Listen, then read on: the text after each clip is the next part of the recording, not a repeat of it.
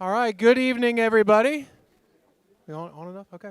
Good to have you all here. I know some of y'all know exactly what we're about to say because we did this last night, but I'm guessing there's a few new folks out there, and we were really excited to have all of you here. Wanted to mention a couple of things to you just real quick to make sure y'all know kind of what's going on. The donation boxes, we actually have two of those. We have one, they're both out here in the hall, and the suggested donation is $5 each. I want to let you know that each of our debaters has come here at no charge to themselves, at a full charge to themselves, no charge to us. Like, hey, they charge us a bunch of money, you should give them more. No, not exactly how it works. No, they have done this out of the goodness of their own hearts and their desire to see bridges built here in a place where we've had some turmoil recently. So we want to be able to give to both of them, so you can do that at our intermission during the prayer time or at the very end in the boxes in the hall right behind me. Also, we've had several people asking about live streaming. This is online if you want to text a friend or whatever, or go look for it later. woodalleydebatechattanooga.com, and there is a link to the live stream on there, so you can, if anyone, you want to text them and let them know about that. So my name is Ben Graham. This is Bassam Issa. I am the pastor of Grace Baptist Church, and Bassam is president of the Islamic Society of Greater Chattanooga, as well as owning like half the town. The guy's just amazing. And I will tell you, too, because he probably is going to get mad at me for some of this, unless business really increases. I don't know. But in the whole planning of this stuff, John Brandon and I, who's really initiated a lot of this, we got to hang out with Bassam a lot and just love the guy. He's a lot of fun to hang out with. But even better, I don't know if it's even better, but it's really good. The man's restaurants are awesome. I'm just going to say. He's got really good stuff. And I said that before I knew they were his. Yeah, I'll take my tip later. The way this whole thing came about, obviously, we had a terrorist attack in July. And a lot of the news media and the coverage there was just, it seemed like a lot of people saying a lot of things about things they didn't really know about. And so that was something that John Brandon, who's sitting down here in the front and center and keeping time for us, that he noticed that. And he's been into apologetics and just looking at different debates and things and said, you know what, I want the real answer. And so he got in touch with Shabir and with David, and then talked to myself and Bassam, and just kind of got together to start pulling these things together. These guys jumped in right away. We were excited to bring this together too. And the whole point is not to cause any more division, but in a time when people start to make accusations and ask lots of questions, we wanted to bring some answers out, and answers from both sides in the fairest way that we could. And again, not to cause division, but quite the contrary. The goal here is to build relationships and build bridges in a time when some people turn to fear or to hatred or to anger or whatever it may be. We wanted to bring people together. And while we've got folks here with differing views, otherwise the debate really wouldn't be any fun at all, we wanted those things to come together, so we're hearing both sides. And it's fun. I think we've seen a little taste of that. I had never met Bassam before how all this happened, before this came about. And we've started a relationship as well. We're getting to enjoy one another here. And so we're hoping that even through this, that'll happen for more people. So I want to leave it to Bassam to wrap us up here. Thank you, Ben. Peace upon you again, and Assalamu alaikum.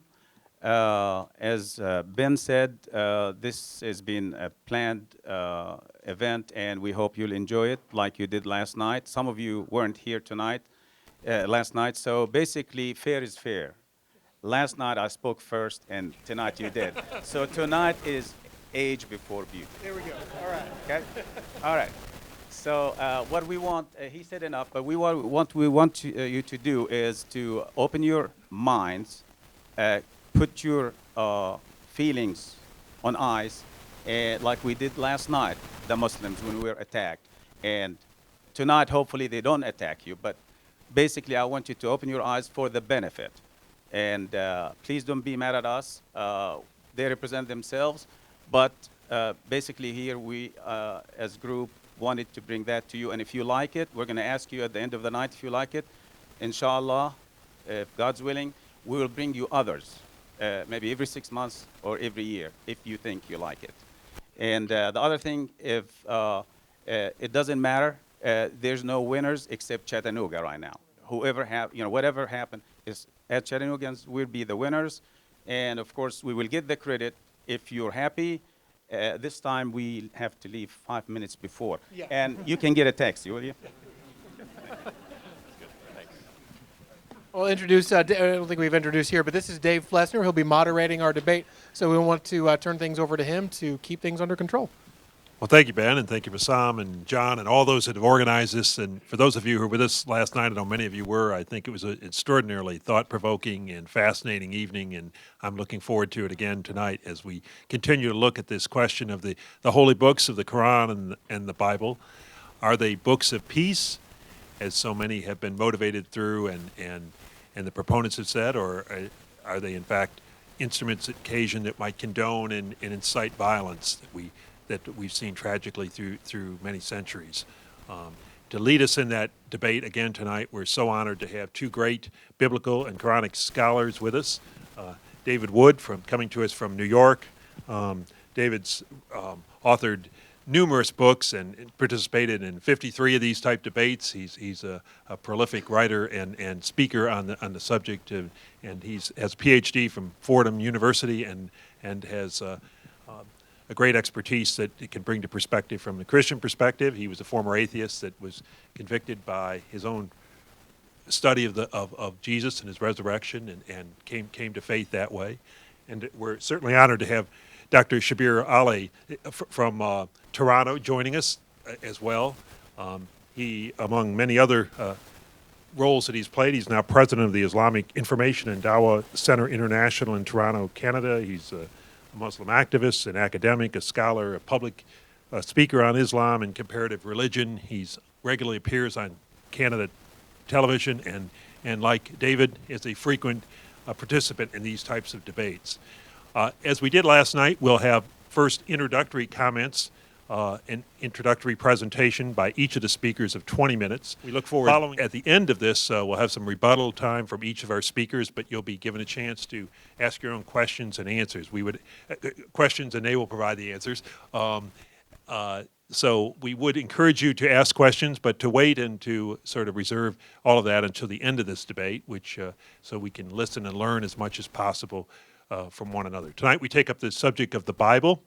Is it a book of peace? And arguing in the affirmative is David Wood, who begins with our first 20-minute presentation.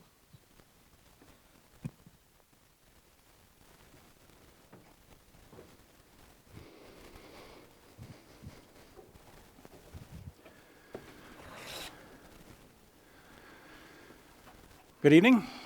I know that this is an academic debate, but since my friend Shabir wanted to have an exchange on whether the Bible is a book of peace, you're all about to witness the power of the gospel.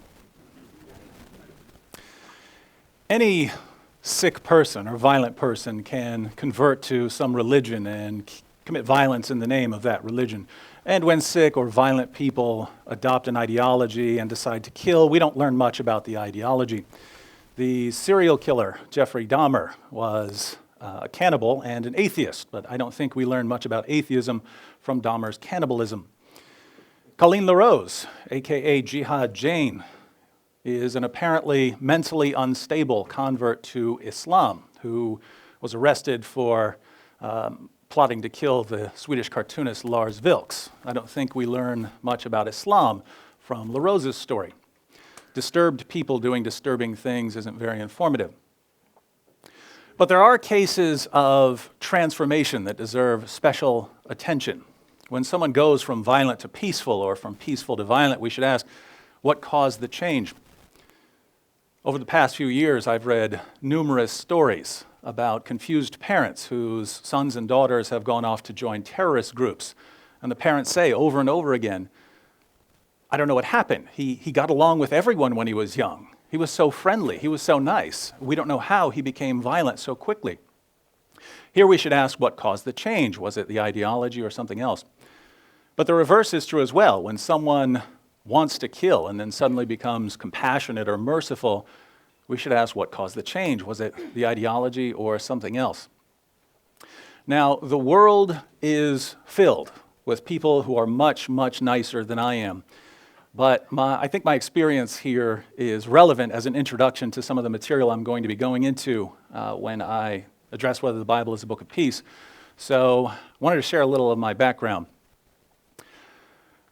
Started when I was 5 years old. I had a raggedy little mutt named Goliath who would attack anything, including bus tires, and One day, my mother got a phone call telling me that Goliath had been run over by a bus, and she had to tell me. So she turned to me with tears in her eyes and informed me that my dog was dead. And I looked back, and my first thought was, so what, it's a dog. And I couldn't figure out why my mom was upset over a dog. As the years went by, people started dying, family and friends, and I always had the same reaction. So what, they're just people. People die every day. Why do you care about these ones? Years later, many years later, a psychiatrist would give me a piece of paper saying that I'm a sociopath, but I didn't know any of this back then. I had violent urges as long as I can remember. Usually if someone would annoy me or upset me, I would have just an extreme desire to take them out into the woods or something and torture them. But I resisted this urge because I was told you have to resist these kind of, it's like a smoker who gets on an airplane. You have the urge to smoke, but you're not allowed to smoke, and so just keep it to yourself. And so I would keep things to myself. Occasionally I would get called to the school counselor's office. David, why did you draw a picture of you killing all your classmates? Well, it's only a picture. It's not like I'm doing anything, right? As I entered my late teens, I had already figured out that I don't have to listen to what people tell me. I don't have to listen to what society tells me. I can do whatever I want, and that I'd been duped. So I started just doing whatever I felt like doing. Sitting beside one of my friends on the couch watching TV one day, and he grabbed the remote control out of my hand, and I just turned and punched him in his face. And I didn't feel bad about it. I felt like I was finally being myself and not holding back. A while after that, I got into an argument with my best friend at the time, and I hit him with a shovel and started choking him. And I just remember smiling in his face as his eyes rolled back in his head and bloody foam came out of his mouth. It was Thanksgiving Day of 1994. I hit my dad in the head with a hammer 7 or 8 times. So I ended up in a couple of jails, a couple of mental hospitals, and a few prisons. It was 1995, and I was in a mental hospital, and it was the day of the O.J. Simpson verdict. And all the crazy people were arguing about O.J. Simpson, and some were saying he didn't do it, and so he should go free. Others were saying he did do it, so he should go to prison. And I offered a third option. I just blurted out, hey, I hope he did do it, and I hope he gets away with it. And this guard heard me, and he starts yelling at me, going, that's sick, that's sick. And couldn't figure out why this guy cared at all about some woman being murdered. A few weeks after that, I was talking to one of the administrators there at the hospital, and he was asking me about my views, and he eventually just stopped me and said, very calmly, if you don't see why that's wrong, then they have got you in the right place. This was several months later, and I was in a jail dorm making fun of a Christian named Randy, a guy who turned himself in for 21 felonies. This guy was very interesting. There'd be a fight in the dorm, and he wouldn't watch. He'd turn away and start praying for it to stop. This guy made me so mad that I started studying Christianity in order to refute what he was saying. And it was April of the following year that I became a Christian. The moment I became a Christian, ever since then, I've never had any desire to hurt anyone. But I still wasn't a very nice individual, and I considered myself after that, I considered myself a horrible individual because of the things I'd done. A few years went by, and there was a fight in the prison I was at, and I broke up the fight, and I dragged one of the guys away to keep them separated. And the next day, I was walking, and the other guy who was in the fight stopped me, and he said, Wood, I don't mean to get in your business, but some of us were wondering what you did to get in here. We're thinking maybe someone disrespected your girlfriend and you defended her and hit him too hard and you got locked up for that. But we can't understand how someone like you could ever end up in a place like this. And all of a sudden I was thinking, wait, you guys think I'm nice? You guys think I'm good? Just a couple years ago, people were telling me that I'm sick and that I need to stay in a mental hospital. And now you guys think that the only reason I could ever get locked up is by defending a woman's honor? Sounded strange. But some sort of change had taken place in that time period. And what's interesting is that this sort of change has been going on for the past 2,000 years in Christianity. The gospel's been having this effect for a long time. When the 12 disciples decided to follow Jesus, they thought that they were taking part in what would eventually become a violent revolution against the Roman Empire. When a group of Samaritans didn't want Jesus to come into their village, James and John said, should we call down fire from heaven upon them? It's not very peaceful, but that shows you the temperament of these guys that were following Jesus. The Apostle Peter, when soldiers came to capture Jesus, Peter swung right for Malchus's head, tried to take his head off. Peter wasn't just trying to protect Jesus there. He believed he was striking the first blow in the final battle between good and evil. Not peaceful. But the apostles soon abandoned their violent intentions. In 1 Peter 2:17, the apostle Peter tells us to honor all people, not some people, all people. What happened to this guy that wanted a bloodbath? The apostle John, who initially wanted to see his enemies consumed by fire from heaven, declared in 1 John 4:8, the one who does not love does not know God, for God is love. It's a big difference.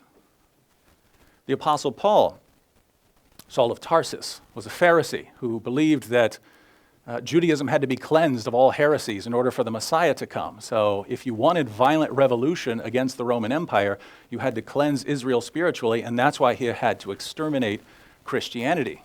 If you wanted a violent revolution against the Romans, you had to start with violence against the Christians. After becoming a Christian, Paul wrote to the church in Rome, never pay back evil for evil to anyone.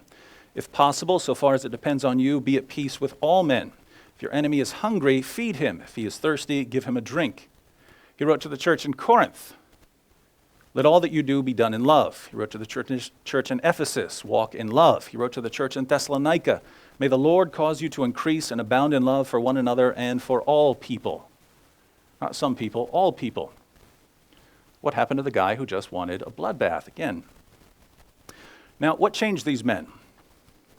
I'd say two things. First, Jesus emphasized love as the core Christian virtue. One day, Jesus was asked, what is the greatest commandment? He said, of course, in Mark 12, the foremost is, hear, O Israel, the Lord our God is one Lord, and you shall love the Lord your God with all your heart, and with all your soul, and with all your mind, and with all your strength. And the second is this, you shall love your neighbor as yourself. But he goes on in Matthew chapter 5 to order his followers to love even their enemies. He says, you heard that it was said, you shall love your neighbor and hate your enemy. But I say to you, love your enemies and pray for those who persecute you. Love your enemies and pray for those who persecute you. Not surprisingly, Jesus would rebuke his followers when they weren't walking in love.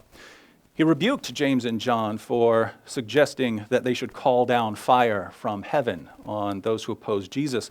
When Peter attacked Malchus, Jesus said, put your sword back into its place, for those who live by the sword will die by the sword. So he was pointing out that violence just leads to a cycle of violence. Muhammad is actually a perfect example of this. Muhammad was poisoned by a woman whose family had been killed during the invasion of Khaybar. So Jesus told his followers not to take this path, and then, by the way, he healed Malchus, a man who was part of a group that was conspiring to have him crucified. The second thing that changed the apostles was the gospel message itself. When you come to believe that God loves you so much that he entered into creation to pay for what you've done, there isn't much room for hating other people.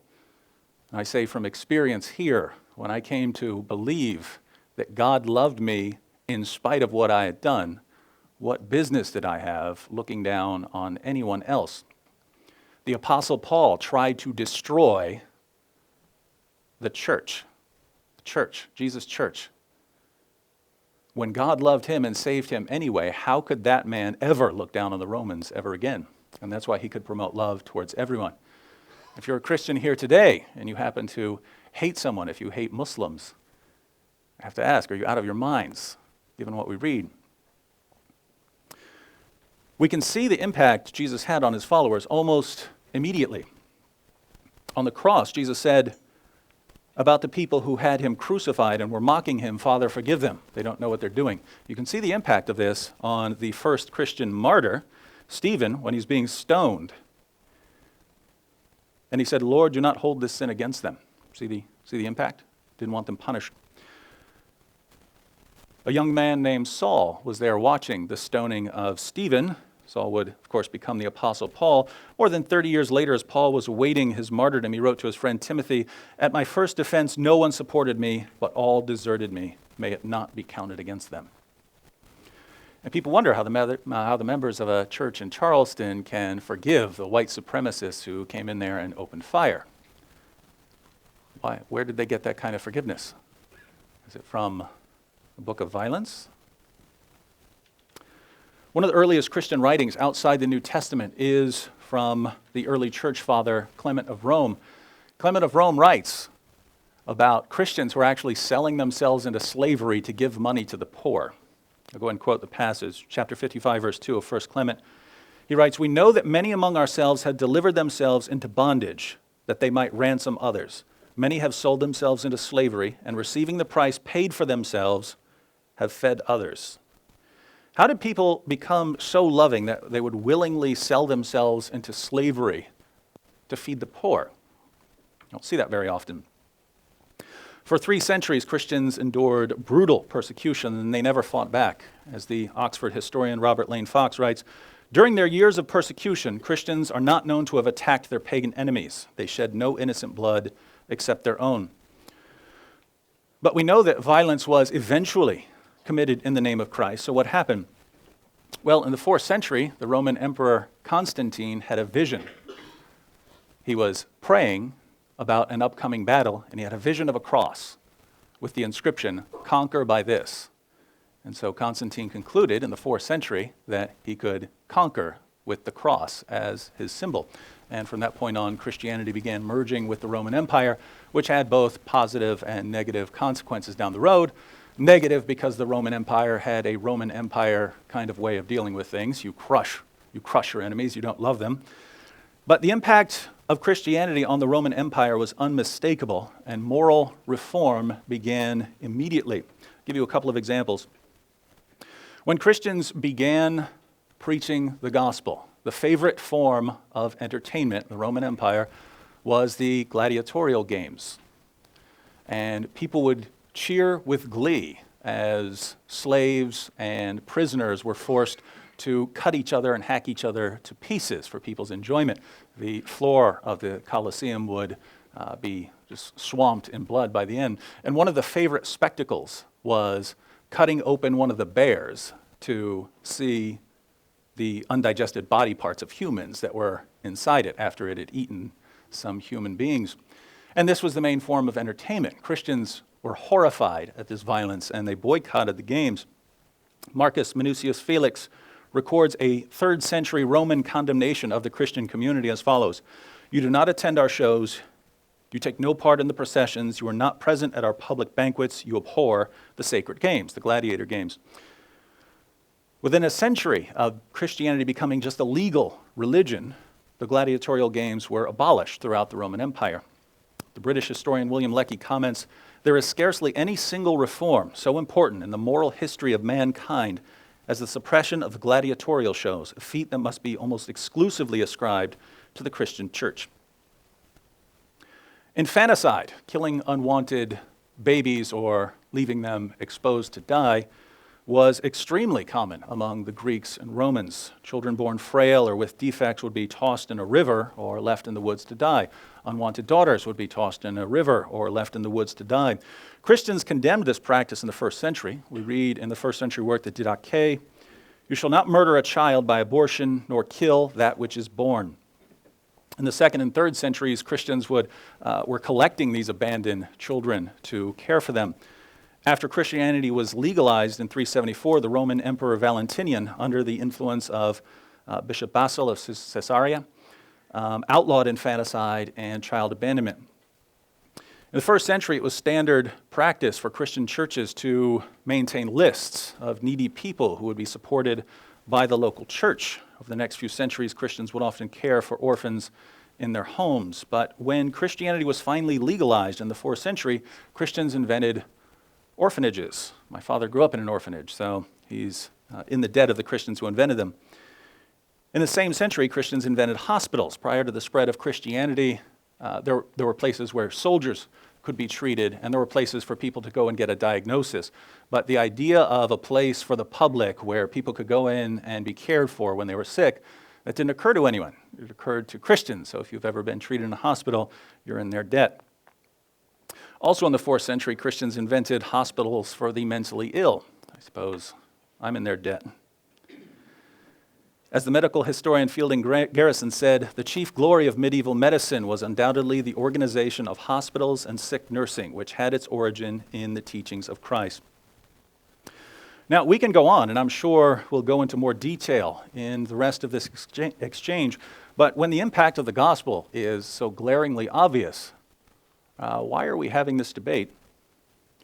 What could Shabir possibly say that would make us think that biblical commands like make every effort to live in peace with everyone, or always seek after that which is good for one another and for all people, must somehow mean kill people in the name of Christ? Well, if you want to turn the Bible into a book of violence, there are two basic routes you can go. One, you can distort the teachings of Jesus and make them sound more violent. I'll never understand why people who claim to believe in Jesus distort his teachings, but it happens from time to time. Two, you can point out that there is violence in the Bible. So Joshua fighting the Canaanites, Moses fighting various groups, Saul fighting various groups. There is violence in there. But it seems very odd to say, yes, the final message of the Bible is that Christians are to love everyone and to honor everyone. But, there's violence earlier in it, and so it's actually a message of violence. It's especially odd to see our Muslim friends complain about violence in the Old Testament, since their prophet claimed that the Torah is the word of Allah. In Sunan Abu Dawud, Muhammad told the Jews to bring him a copy of the Torah. When they brought it to him, he said, "I believe in you and in the one who revealed you." So he certainly had a high opinion of these scriptures. And of course, in various places in the Quran, we have the affirmation of the inspiration, the preservation, and the authority of the Torah. So it's true that there is violence in the Torah, but the Torah is affirmed by both Christianity and Islam. The difference is that according to Christianity, this violence was limited both temporally and geographically, and it came to an end with the gospel, while in Islam, the violence continues in a different form. So is the Bible a book of peace, given the final marching orders to love everyone, to honor everyone, to live in peace with everyone? I'd say that it's obviously a religion of peace and a book of peace.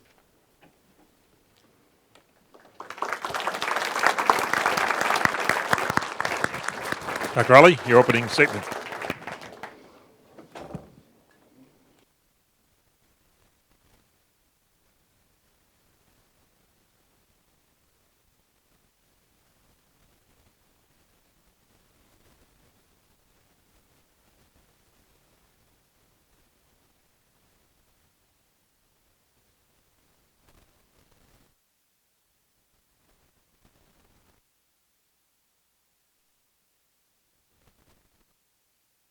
Hopefully tonight we don't hear that scratchiness from last night. Okay.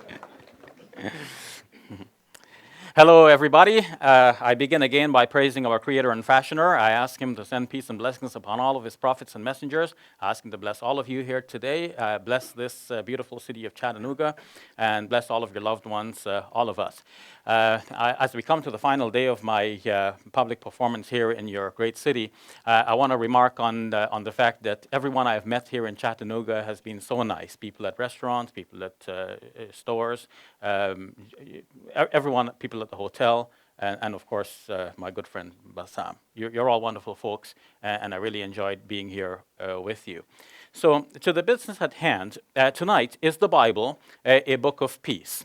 In order to answer that question, I want to go back to the criteria that I established last night to show the connectivity between what we're discussing last night and what we're discussing tonight. So we don't deal with each book in isolation, but we want to have common principles based on which we can evaluate both books. Otherwise, as I said last night, it's anyone's call. We don't like a certain thing, so we say we don't like it, and then we invent our own reasons why we don't like that thing. And the thing we like, we invent different reasons for why we like that thing. But can we come to common ground and have common criteria for the two books? This is what I tried to establish yesterday. And you will recall that when I dealt with that topic, I said, is the Quran a book of peace? And I answered that by saying, I'm going to use 4 criteria.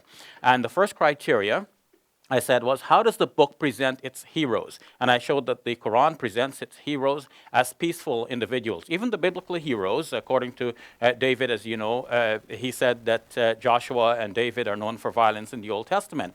Well, a lot of violence, tremendous violence, genocide included in the case of Joshua. But when they are represented in the Quran, they're represented as peaceful individuals, or those who are shown to be associated with some violence. The total violence that is known from the Old Testament is not repeated in the Quran. So on the whole, the violence is either toned down or eliminated altogether in the Quranic presentation of these heroes. And that's very important, I believe, as a criterion. The second criterion I said is, does the book command people to live in peace? And I've said that there's a verse in the Quran that does that. David disputed that, but that's not our question tonight. Our question is, if this is a criterion that I used in looking at the Quran, how will that criterion be applied to the Bible, and how would the Bible fare in the face of that criterion? The third criterion, I said, is that the book should put together a legal system that would allow people to live in peace. We know that you cannot have peace without justice. So do you have a legal system in the book that allows people to know their rights and responsibilities so that everything is fair and square between individuals, so that people live in peace with justice? And the third is the just war theory that allows for, in the case that war becomes necessary, how do you fight a war? First of all, what are the stipulations before going into a war to be sure that this is a just war to get into? Second, when you're in the war, how do you conduct yourselves in a just manner? And third, at the end of the war, how do you repatriate and make things right, making sure that there's not going to be another war popping up suddenly, and that you have achieved the goal for which you set out fighting a war in the first place, because you don't go into a war without proper goals, and now you want to make sure that it's all done. So that's just war theory. And I said last night that in my estimation, there's nothing in the Quran that actually goes outside of these parameters of just war theory. And my challenge to David was to find something in the Quran and show that this goes outside of just war theory. And he did mention something, but I don't want to relive that at the moment. If he wants to bring that up again, we'll deal with it, or if we have time, we'll deal with that as a separate issue. But our main topic tonight is what we come to now. Applying these principles, how do we evaluate the Bible? Now, to elaborate on my just war theory, I drew on a book by Professor Darrell Cole from Drury University. So Professor Darrell Cole has written this book. He's a professor at Drury University. He's a committed Christian, and he has given us the just war principles that comes out of the thinking of some great Christian philosophers and saints, starting with St. Ambrose, then we went to St. Augustine and Thomas Aquinas. I said these are the 3 A's, if you remember. And then he went to also John Calvin, so he said that's the C, so we have 3 A's and a C for a good report card. But then it didn't end there. The thinking about just war theory continued in the Middle Ages and late Middle Ages into modern times, and the update on that is given by Professor Andrew Wilson in his course book that is entitled The Masters of War History's Greatest Strategic Thinkers. And so with this idea of just war theory, then, we want to see how does the Bible measure up to that. If there is a war, how is the war conducted? So that brings us to the question of tonight. After having concluded myself that the Quran is a book of peace, I want to ask the same question about the Bible. Is the Bible a book of peace? So to evaluate that question, rather than put my own bias into the question, let's go and use the same criteria, which I think to be fair criteria. Since I've applied that to the Quran, let's do that in the case of the Bible now. So the first criterion I want to look at, how does the Bible present its heroes? David has given us a rosy picture of the Bible talking about love, and that's true. And of course, Christians are loving people. And in fact, do you know that the Quran itself acknowledges that Christians are people characterized by love? In the 57th chapter of the Quran says, وَجَعَلْنَا فِي قُلُوبِ الَّذِينَ اتَّبَعُوهُ رَأْفَةً وَرَحْمَةً. And we have placed in the hearts of those who follow Jesus mercy and compassion. Ra'fa could be love and mercy, and also compassion, the next word that is there in Arabic. Correct me if I'm wrong, Bassam, or those of you who know Arabic here. So The Quran is acknowledging that Christians are great people. They are loving individuals. They're characterized by kindness and all of that. So all of the history that David has charted from the first century going to the later centuries of Christians setting up hospitals and so on, feeding people, taking care of the orphans, all of this is acknowledged. There's no dispute there.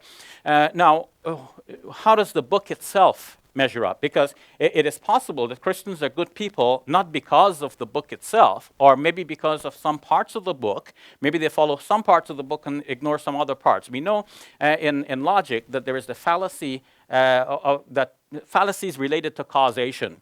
So people, instead of identifying the whole host of causes, they identify just simply one cause. So we need to find out the whole host of causes, like what caused Christian people to be as they are. So one cause is, yes, they have read passages in the Bible. For example, God is love, 1 John chapter 4, verse 8. Now, when we ask, is that the only teaching in the Bible? The answer may be different. So what about the heroes? How are the heroes presented? Now, it's often said that, these people we're talking about, Joshua and David and so on, they're all from the Old Testament, right? So what about the New Testament? The New Testament supposedly presents a new picture. However, in the book of Hebrews, a number of persons are given as the great heroes who were so great that the world is not fit to bear them. And among these persons are David and others who, according to the book of Hebrews, what characterizes them as being great? They were conquerors. They were conquerors. And I thought David had a problem with Muhammad being a conqueror. And whether Muhammad was or not, that's a separate question. But if David has a problem with Muhammad being a conqueror, then how does this New Testament praise some people who were conquerors? So we have to get the whole list, and we can go to Hebrews chapter 11 and see that whole list before us. So we want to go to Hebrews. I'm in Hebrews chapter 1, going forward to chapter 11.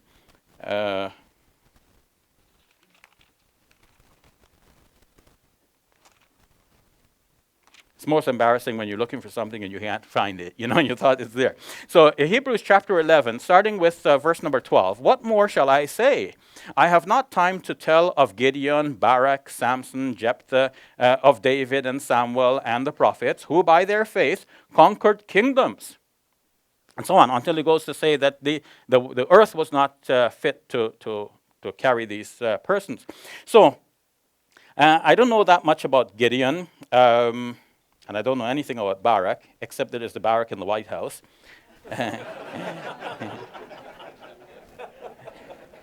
But what about Samson? I remarked last night that Samson killed himself and a whole host of people in the arena. Now, you might say these were bad people, but do Christians kill bad people? Does the New Testament teach us to kill bad people? Well, it seems that in this part, the New Testament is celebrating the life and glory of a person who is known to be a mass killer. And I say this with hesitation. I mean, David is right. Muslims have to respect the Bible. And it is true that the Quran says that the Torah has in it revelation from God. And Muslims believe that. We're not denying that. Now, for the Muslim, the trouble is that there would be revelation also in these ancient books, but also those revelations are mixed with other things that people have put in there. So the Muslim needs to distinguish between the two.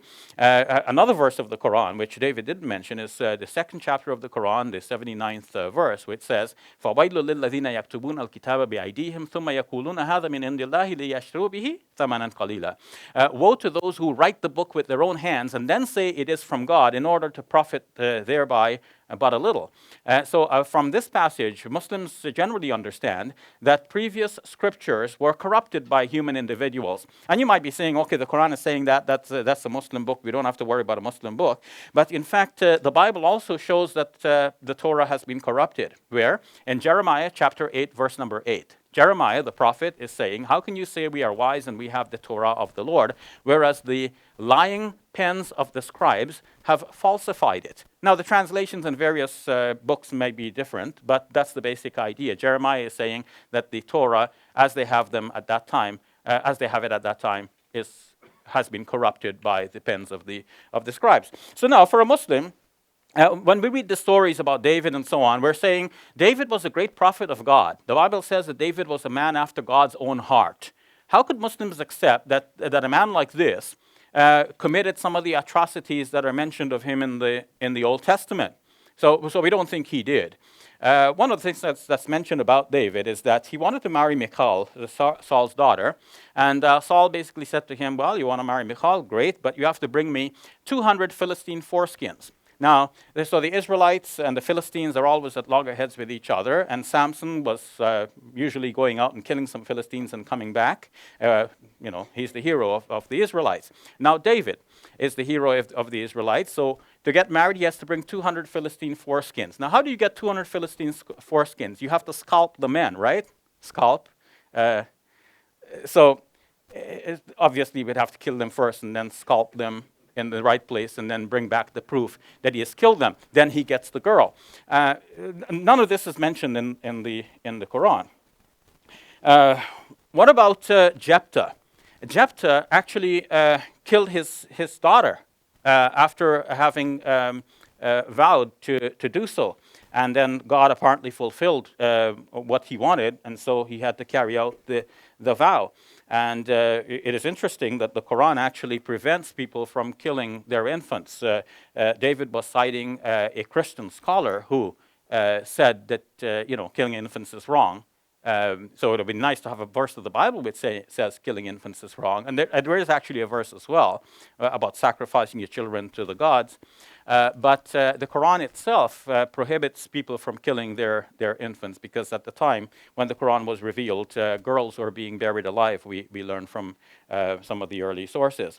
We go on to David. I mentioned David. Samuel. Samuel was receiving revelations from God, and his revelations were telling Saul that he had to go out and kill some more, because Saul was basically commanded to kill off the Amalekites. And he didn't kill them all off. So he spared some, and some animals. And Samuel's message Samuel's message to Saul was, God spoke to me and told me, man, you got to go out and kill some more. You got to kill them all off. So why kill them all off? Where does this idea come from? In the Old Testament, there's this idea of harem, which is related to the Arabic word haram. So there's a total ban put on a town, but it's not only on one town. There are many places. God said to Abraham, I'm going to give you this land. And within that land that God is giving them, everything that breathes has to be eliminated. So several people are named: the Hivites, the Jebusites, the Perizzites, the Amorites. I can't even remember all of the names. The Canaanites and the Amalekites. Saul's problem was that he took pity on some of them. He didn't kill them all. Now, in Deuteronomy, one of the books of the Torah, details what's to be done. You get into this, if you're dealing with a place that God has given you as your possession, the Israelites are given possession of that place, then they kill everything that breathes. But if they go to another place where outside of the range of which God has given them to possess, that means apart from what God has given them, they may have other conquering ambitions. If they go to this other place, then they should offer terms of peace. And if the people surrender under terms of peace, there is a way of dealing with them. But in the land in which God has given you, you kill everything that breathes. And so Saul did not fulfill the commandment, and that was the problem there. So the New Testament is approving of these great heroes. So that's my question. How does the book present its heroes? That's my first criterion. The second criterion is there a command in the Bible that says you should live in peace? And I'm sure there is. I haven't studied it in that great detail, and I'm sure that David will have verses lined up that deal with that. There are many parts of the Bible that actually are very peaceful, and when we acknowledge that. So I'm going to move on from that criteria, and I will say put a star there. The Bible, it has flying colors right there. 3, what about a legal system? About a legal system to let people live in peace. Now, we've already seen that the Old Testament actually does not have a universal legal system that will allow everybody to live in peace. In fact, sometimes people, like David will say, oh, but now we have the New Testament, everybody can love each other and so on. What about the people in Palestine? That the people in Palestine live in part of the land which the Israelites think has been given to them. They have the title deed. But it's the title deed, a book from God. So this book says that they own all of that land, and the Palestinians do not have a right to live there. So Jews are coming in from other parts of the world, flocking into Jerusalem because they think that they should be there, and the Palestinians are being shoved off of the more lucrative parts of the land. So even international decrees are defied by those who think we don't have to follow the international decrees. We can go set up our residence on the Palestinian land because it's not really Palestinian land. This land is our land. God told us.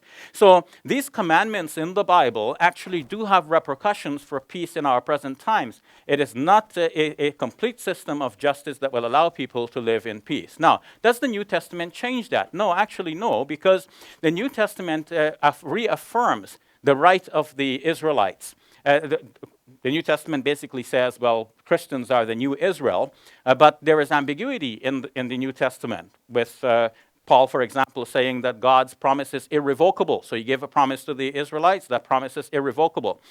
So the Israelites do own that land according to the Bible, both the Old and the New Testament. Today, there is a proposal that perhaps there can be a peaceful settlement between Palestinians and Israelites. Let's have a two-state solution and divide Jerusalem. We take East Jerusalem, you take West Jerusalem. Some say no. Why? Because God gave them Jerusalem. And the New Testament affirms that Jerusalem has that status, even all the way down to the book of Revelation, which I like David's statement, the marching orders. How does the book end? The book ends with Revelation reaffirming all of these things. Now, the just war theory. Does the book give you a just war theory? And in fact, no, we cannot approve of genocide. No just war theory is going to approve of genocide and ethnic cleansing. And yet we see that being done in the Bible again and again, over and over. Finally, I want to say something about the book of Revelation, because it's all this about, God is love and so on. Love your enemies, pray for those who persecute you. It sounds nice. But then the book of Revelation shows that when Jesus comes back, he will actually kill off the people who were his enemies. So he will persecute his enemies rather than pray for them. Moreover, there are indications in the book of Revelation that his faithful followers will be caught up into heaven with him in the great rapture, and then they will come back with him to fight in his great army. To do what? To decimate the population. And it is interesting that in the book of Isaiah, in chapter 63, God is shown with his clothes bloodied after he has stepped over the dead bodies of his enemies. And now Jesus in the book of Revelation is shown like father, like son. He comes back with a sword coming out of his mouth. He kills his enemies. His garment is also red with the blood of his enemies. And when we debated a week or so ago in Detroit, David quoted for me a passage from the Psalms, Psalm 110, showing that God is saying to Jesus, "Sit at my right hand till I make your enemies your footstool." What does that mean? It means that Jesus is going to be sitting on a throne, and what is his foot going to rest on? The slain bodies of his enemies. And there is the undercurrent in the New Testament thinking that Jesus should be that victorious conqueror. So we have both. It is both a book of love and also a book of war and dreadful violence. Thank you.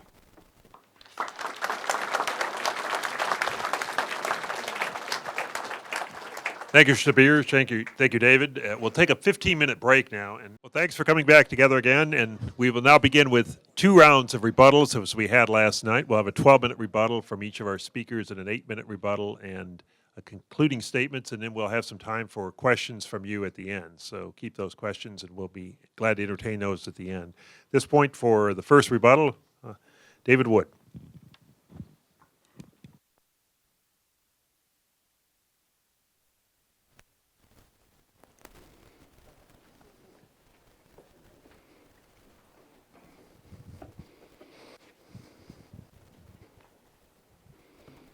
Thank you.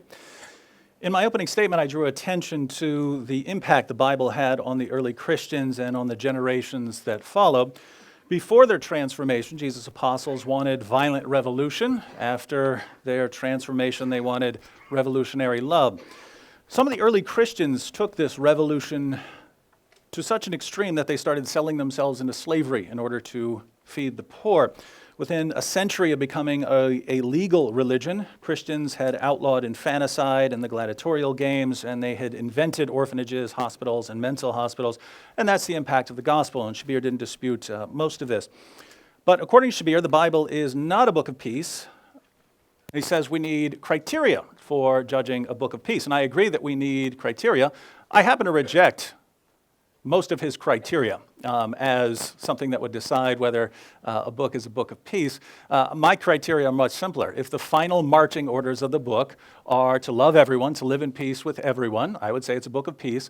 If the final marching orders of the book are violently subjugate unbelievers, I would say it's not a book of peace. But Shabir has other criteria.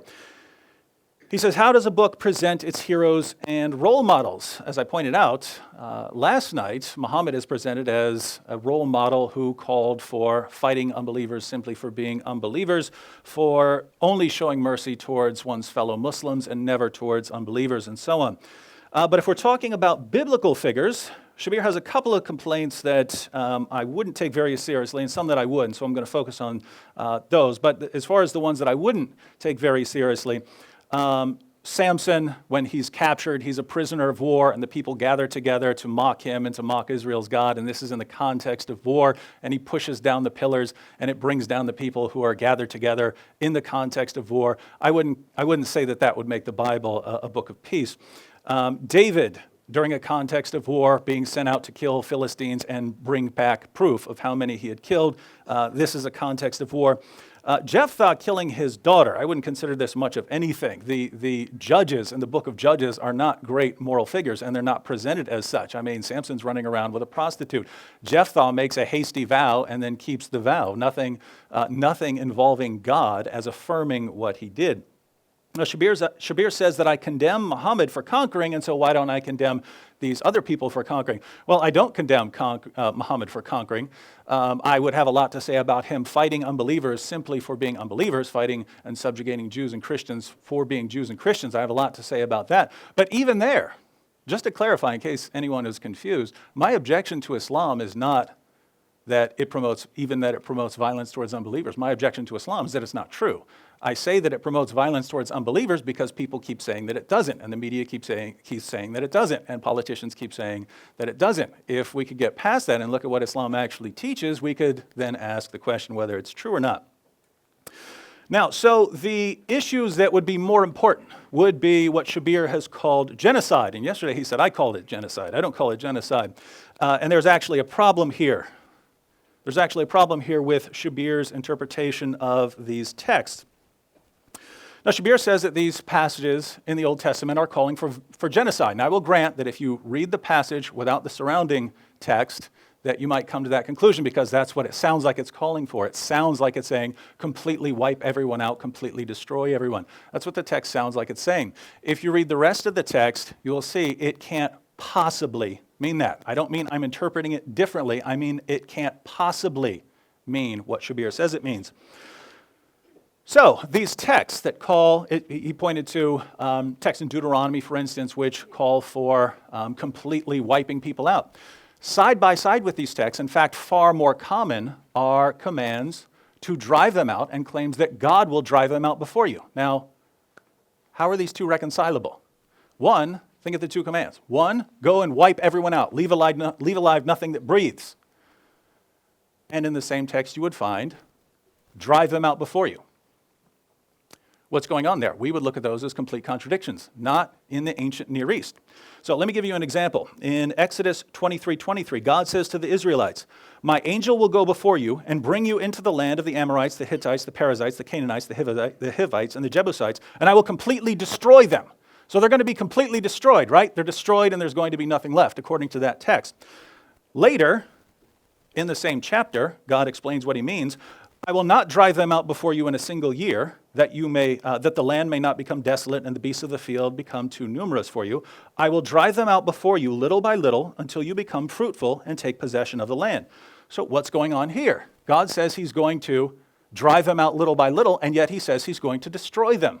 Those sound like completely different things to us. Not in the ancient Near East. I'll give you another example of the problem here. all the groups that are said to be destroyed appear later on in the text. If they're destroyed, if they're wiped out, if nothing has been left alive, how do these groups all appear later in the text? So for instance, we have the commands to go and slaughter everyone in the book of Deuteronomy and Exodus and so on, side by side with passages saying that God's going to drive them out. And then in the book of Joshua, Joshua goes city by city, and it says that he completely does what the Lord says. He completely wipes them out, nothing left alive.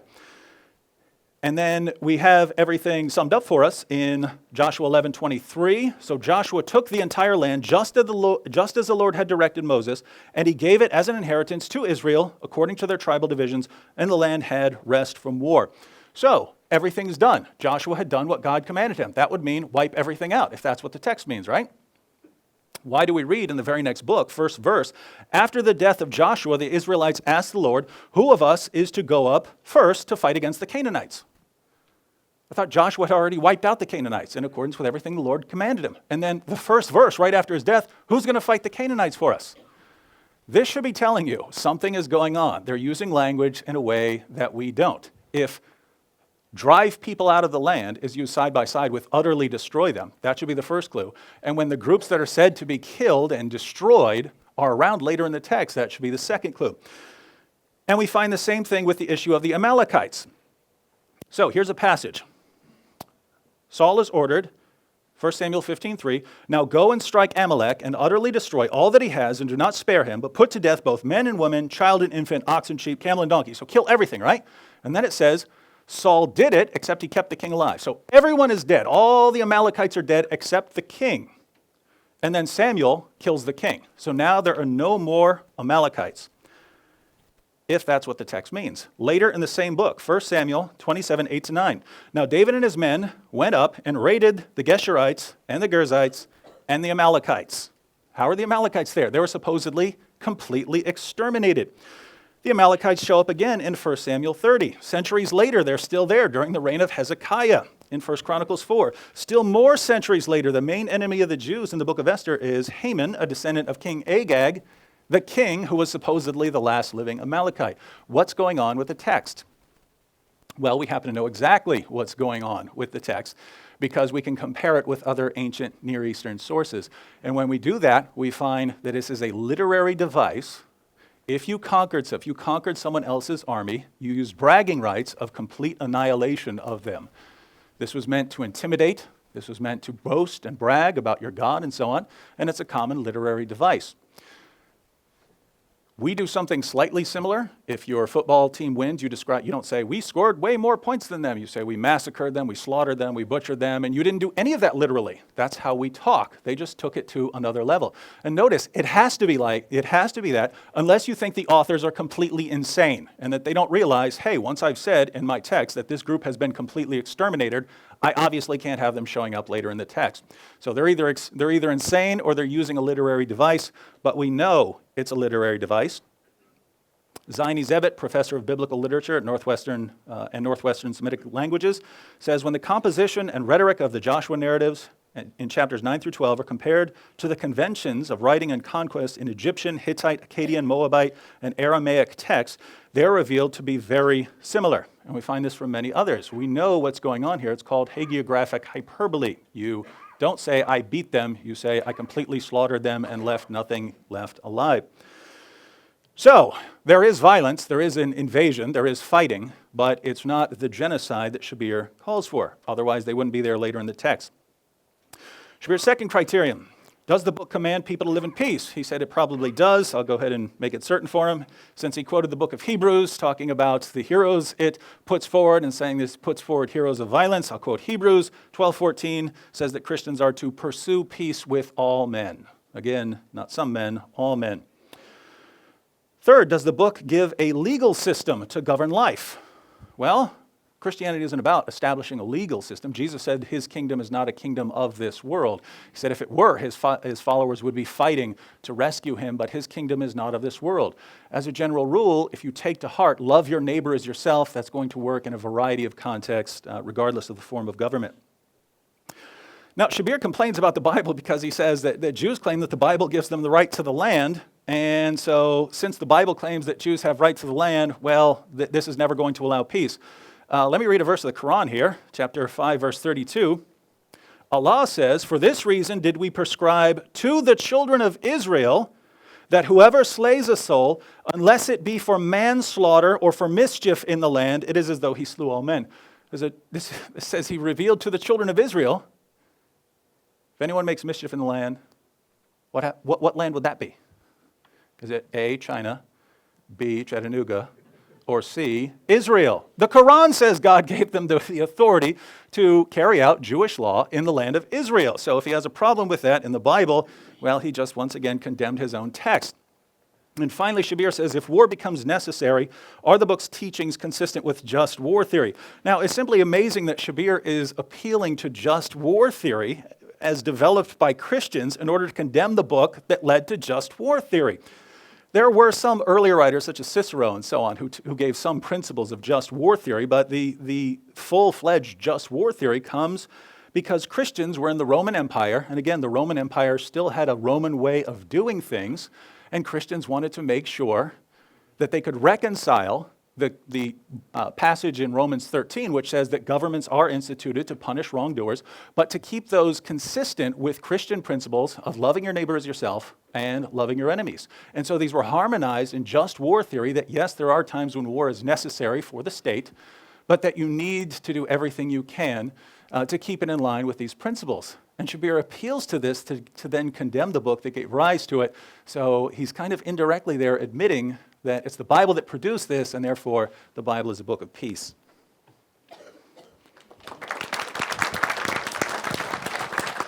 Shabir, your first rebuttal.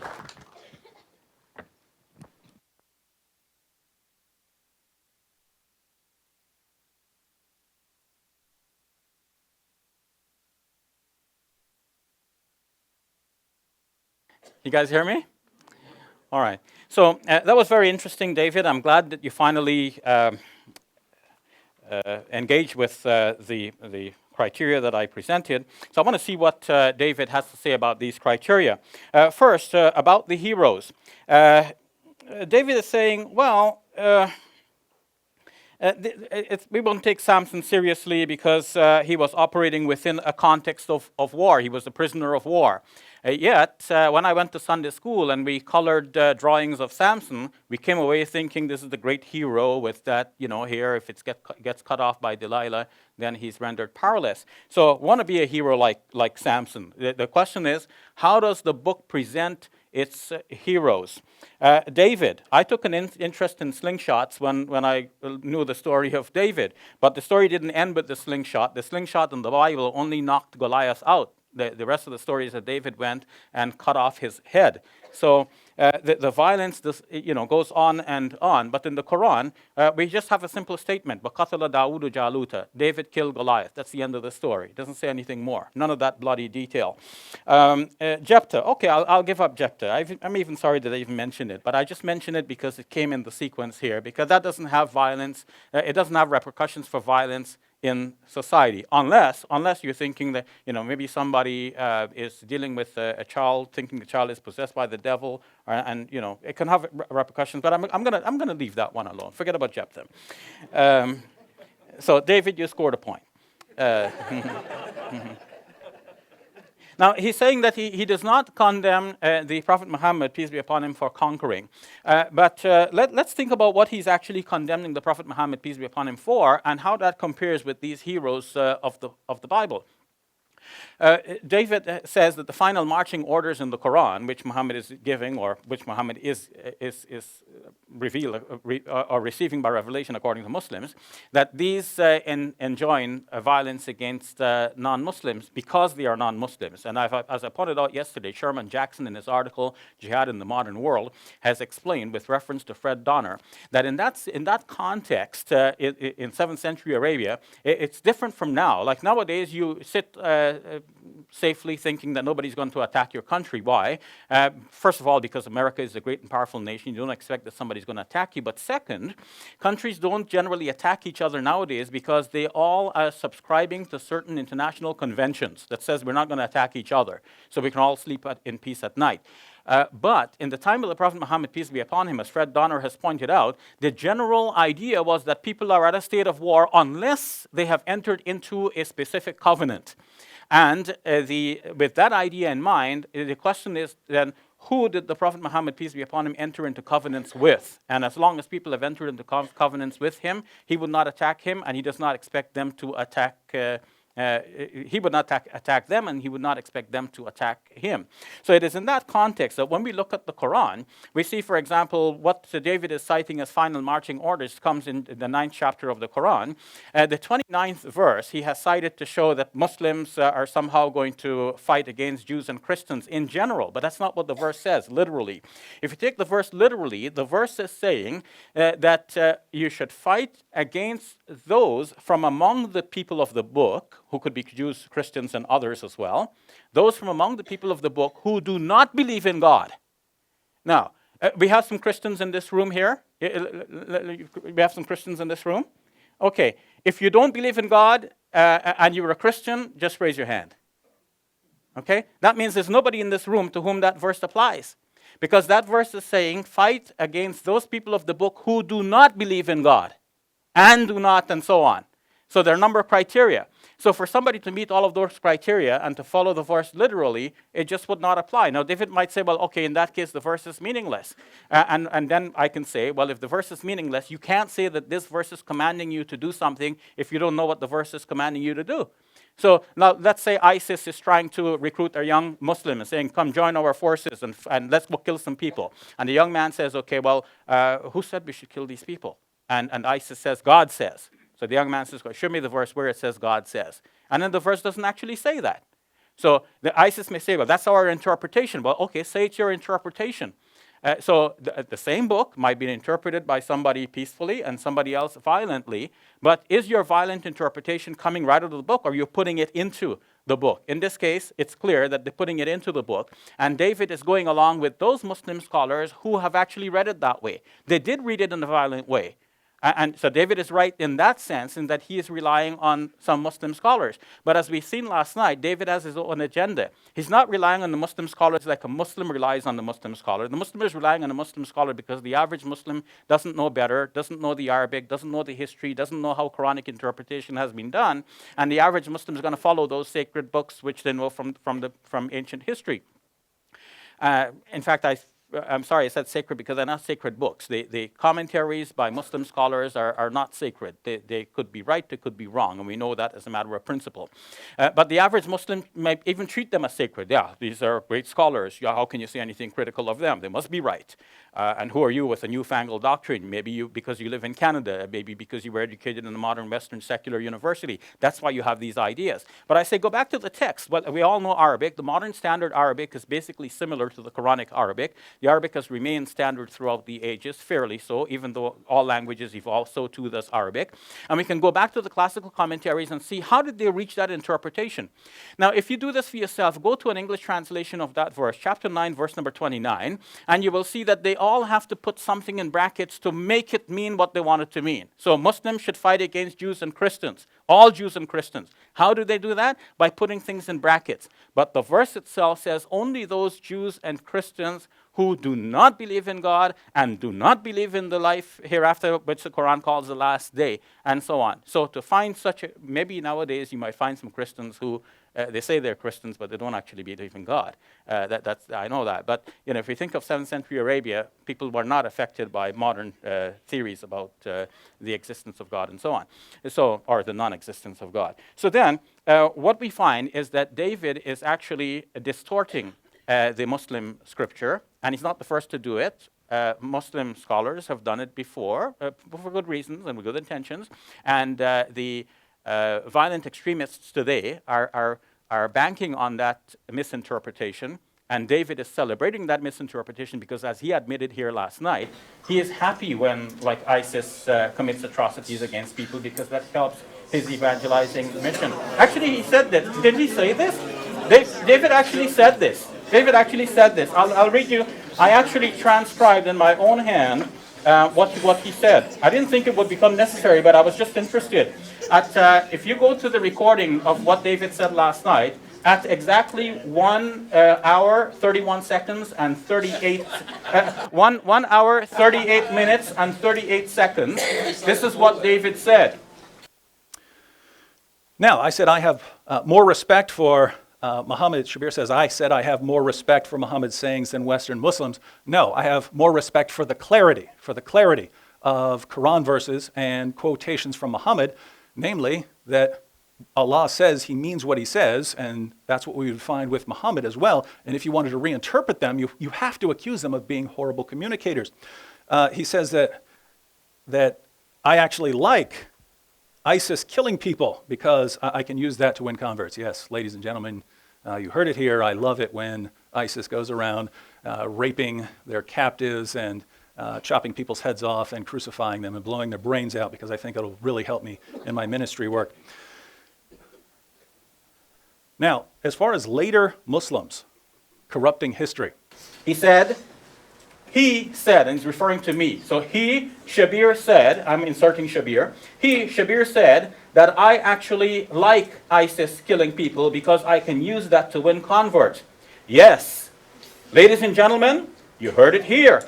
I love it when ISIS goes around raping their captives and chopping people's heads off and crucifying them and blowing their brains out, because I think that will really help me in my ministry work. Sarcasm. I don't think so. I don't think so. I don't think so. To continue then, this is a distortion. Now, he says he wouldn't call these acts of violence genocide. Why wouldn't he call them genocide? It's wiping out the whole people. Now, he says because this is a literary device, it didn't really mean genocide. It's just talking about wiping them out like we say we wiped out somebody in a hockey game. The only thing is at the end of the hockey game, there's only a little bit of blood from somebody's lips being hit. But what we find is that actual numbers of people and very graphic descriptions. When we sing round and round the walls of Jericho, but the rest of the story is that it says actually that Joshua went in there and killed everything that breathed. So maybe there's an exaggeration, but it's still the basic idea is that there's a vast amount of killing going on here. And what he has cited actually is the fact that the Bible does contradict itself. There are various writers. So somebody wrote the book of Joshua, somebody else wrote Judges, and they have different ideas. So even though in the book of Joshua it's saying that everybody has been killed off, these people pop up again by a different writer because a different writer has a different idea. I said last night that I don't blame Joshua for this. I don't think Joshua is being properly represented in these books. These are not historical. I agree with that study. That shows that these are not really historical. Yes, there is evidence that people survived. But this, what he's calling a literary device, is pointing to the fact that the text literally says that Joshua wiped out these people. So it is genocide, city by city, one after another. What about 1 Samuel chapter 15? Yes, so when you come down, everybody killed off except the one king, and then Samuel comes and kills the king. So it is like very specific. People are being killed. It's not just a literary device. What about the legal system? Well, if we see what is the system, in Deuteronomy chapter number 20, there are instructions specific. What do you do with the cities that you attack? You lay siege to them. If they agree to be subjected to you, you force them into labor. If they refuse, you do battle with them. You lay siege to them. And then when God delivers them into your power, you put every male to the sword. And then the women and the children you keep for yourselves. And then what about the cities in the area which God has given you? Then you kill everything that breathes. This is very specific. It's not just a literary device. It's not that I am misrepresenting or misunderstanding the Bible. Scholars of Christianity struggle with the same thing. Show Them No Mercy is a book co-authored by some Christian evangelical scholars. They're admitting as a fact that this genocide took place. They're now asking, what do we do with that? How do we understand it in reference to the New Testament? So they're not disputing the fact. Now, finally, Laying Down the Sword by Philip Jenkins. On page number 13, this is what he has to say. If the founding text shapes the whole religion, then Judaism and Christianity deserve the utmost condemnation as religions of savagery. Of course, they are no such thing, nor is Islam. I respect Judaism, I respect Christianity, I respect the Bible. I didn't say that the Bible is not a book of peace. David misquoted me when he said that. I said to you, and you heard me, that it is peaceful and also violent. Take it the way you like. Thank you. David, your second rebuttal.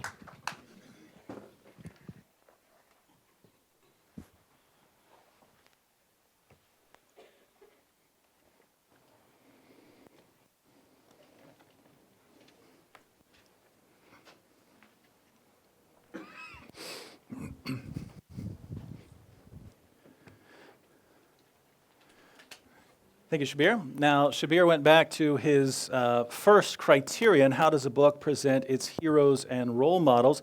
He said in Sunday school, Samson and David are presented as heroes. According to the Bible, Samson's a dirtbag, right? I mean, let's face it, this guy's going around, messing around. This guy's doing everything he's not supposed to do as a follower of God. The point of these stories, because Muslims don't exactly have the same thing in Islam, the point of the stories about God taking horrible sinners and doing something with them is a consistent theme throughout Scripture. It's Jesus who is the one who is perfect. And Muslims have this idea that prophets are sinless or something like this. It doesn't come from the Quran. That doesn't come from the Quran itself. That's a Muslim myth that developed over time. But so Samson is you would lift him up for doing something in spite of his massive failures. David is actually described as a man after God's own heart. But the things David did that were wrong, like the affair with Bathsheba and so on, he's condemned for that and judged for it and suffers for the rest of his life for it. So it's not saying be like David in every way. David is portrayed as a sinner who is nevertheless used by God in a mighty way. Now, Shabir asks, well, what do I condemn Muhammad for if I'm not condemning him for conquering? He says that Fred Donner says that in that context you were at war unless there was some sort of agreement. You're just at war with everyone. Let's look at the text Shabir quotes, because Shabir quoted Surah 9:29, and apparently this is talking about atheist Christians and Jews, those who don't actually believe in God. Let's read the verse. Fight those, chapter 9, verse 29 of the Quran, fight those who believe not in Allah, nor the last day, nor hold that forbidden which hath been forbidden by Allah and his messenger. So if you don't forbid the same things that Muslims forbid, if you eat pork and Islam forbids pork, you don't forbid the same things, therefore this applies to you. Nor acknowledge the religion of truth. What's the religion of truth? Islam, right? According to this text. You Christians, you acknowledge Islam as the religion of truth? Well, what's it say? Fight those who, and then it gives this list of criteria for fighting you. Nor acknowledge the religion of truth from among the people of the book, Jews and Christians, until they pay the jizya with willing submission and feel themselves subdued. Now, if Shabir's interpretation is correct, Muhammad sure didn't know it, because Muhammad launched an offensive attack against the Roman Christians, and I'm pretty sure they believed in God. Now, it's ironic that Shabir condemns me for distorting the meaning of the text, even though he acknowledges there are many Muslim scholars who would agree with me. But given the distortion of my sarcasm here, Shabir, if you've never encountered sarcasm, it's a lovely Western concept. Now, Shabir says that, well, why wouldn't I call it genocide? Joshua took Jericho. Jericho's another perfect example, right? So we read the story of Joshua taking Jericho, right? Remember I talked about hagiographic hyperbole.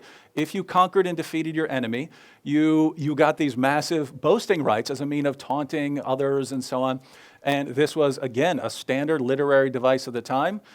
It wasn't considered deceptive. People of that time would have understood exactly what you're doing. The Egyptians did it. The Hittites did it. The Moabites did it. Israel would have been odd if they didn't do it. And so this is what we find in Scripture. But the Joshua taking Jericho is a perfect example, because what we know from archaeology is that Jericho was not a civilian town. It was a military outpost. It might have had some sort of inn or something like that, but it was a military outpost. There was no civilian population at Jericho. And so what do you have about Joshua going in and killing and wiping everyone out? Well, the same thing you have with the other stories of Joshua going and fighting places. What would have actually happened is Joshua goes out, fights the military targets, and once everyone, these are called disabling raids by scholars, once the military targets have been disabled, then, of course, Joshua dies. It says he's done everything the Lord has commanded him. Why? Because that's what the Lord commanded him to do. That's what he meant by go up and do these things. And that's why I could say that Joshua's done. Even though it sounds like it's talking about extermination, you would describe those disabling raids as extermination using the literary devices of the time. How would you know? How would we know that it doesn't actually refer to complete annihilation? Again, very first chapter of the next book, which says Joshua's dead, now how are we going to deal with the Canaanites? They would still have to deal with the normal Canaanite towns, not the military targets. Now, Shabir says that all this proves is that these books are contradicting each other. We're not talking about the books contradicting one another. We're talking about these passages being used side by side. One, it'll say, completely wipe them out, there's nothing left. And then in the same chapter, or elsewhere in the same book, it will say, oh yeah, and they're still there. Or God's going to drive them out even though they've been completely wiped out. Let me give you an example. In the book of Judges, right, first chapter. The men of Judah attacked Jerusalem and also took it. They put the city to the sword and set it on fire. So, no more Jerusalem, no more people in Jerusalem, right? Verse 21 of the same chapter. The Benjaminites, however, did not drive out the Jebusites who were living in Jerusalem. To this day, the Jebusites live there with the Benjaminites. So they took the city, wiped it all out. There's no one there. They burned it to the ground. Later, same chapter. But the Jebusites live there with them to this day. Can this be saying that they annihilated everyone? It can't be saying that. And if we go to the ancient texts of the Near East, we see this over and over and over again like a beating drum. Everyone does this. Now, that's about everything I detected as far as Shabir's response. So let me kind of put this together as far as differences in how we're interpreting these texts. So what are the differences between how I'm interpreting these texts, how Shabir's interpreting these texts, violence in the Bible, violence in the Quran, and so on? One, violence in the Bible would be limited geographically. Keep in mind, you're talking about a little tiny piece of land here. In Islam, it's a much greater area of fighting, and it's ongoing. And that's another difference. Violence in the Bible is limited temporally. Our final marching orders are, love everyone, pray for those who persecute you, live in peace with everyone. You can't get fighting out of that unless you're obviously distorting it. Final marching orders. You can say there's violence. As we saw this, the Quran and the Bible both affirm the Old Testament. So we both have to deal with this, but the final marching orders of the Bible, what's the takeaway message? Love your enemies, pray for those who persecute you, honor everyone, live in peace with everyone, pursue peace with all men. What are the final marching orders of the Quran? Fight those who do not believe. Those who are with Muhammad are severe against disbelievers, merciful among themselves. Very different takeaway message. And so the final difference here would be you can correct a Christian who decides to commit violence in the name of Jesus Christ, right? If someone says, hey, I was reading that story about Joshua, and I decided I'm going to go kill me some Canaanites. You can sit down and read the Bible beginning to end and accurately show him there are different covenants, and the covenant you are under, the blood of Jesus Christ, that tells you the rules that you are supposed to follow as part of your covenant. There is an earlier covenant, old covenant, new covenant. There is a new covenant that you are under. It gives you specific commands. You have to follow those commands. The reverse is true of Islam. Yes, you can have tons of peaceful Muslims. Most of the Muslims I've ever met in my life are peaceful. But if someone understands the Quran and decides, 929 is telling me to fight, you cannot accurately correct him because that is what the text is telling him to do.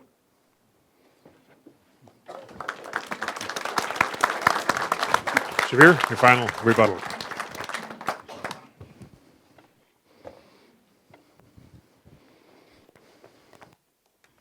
I always carry some books, right?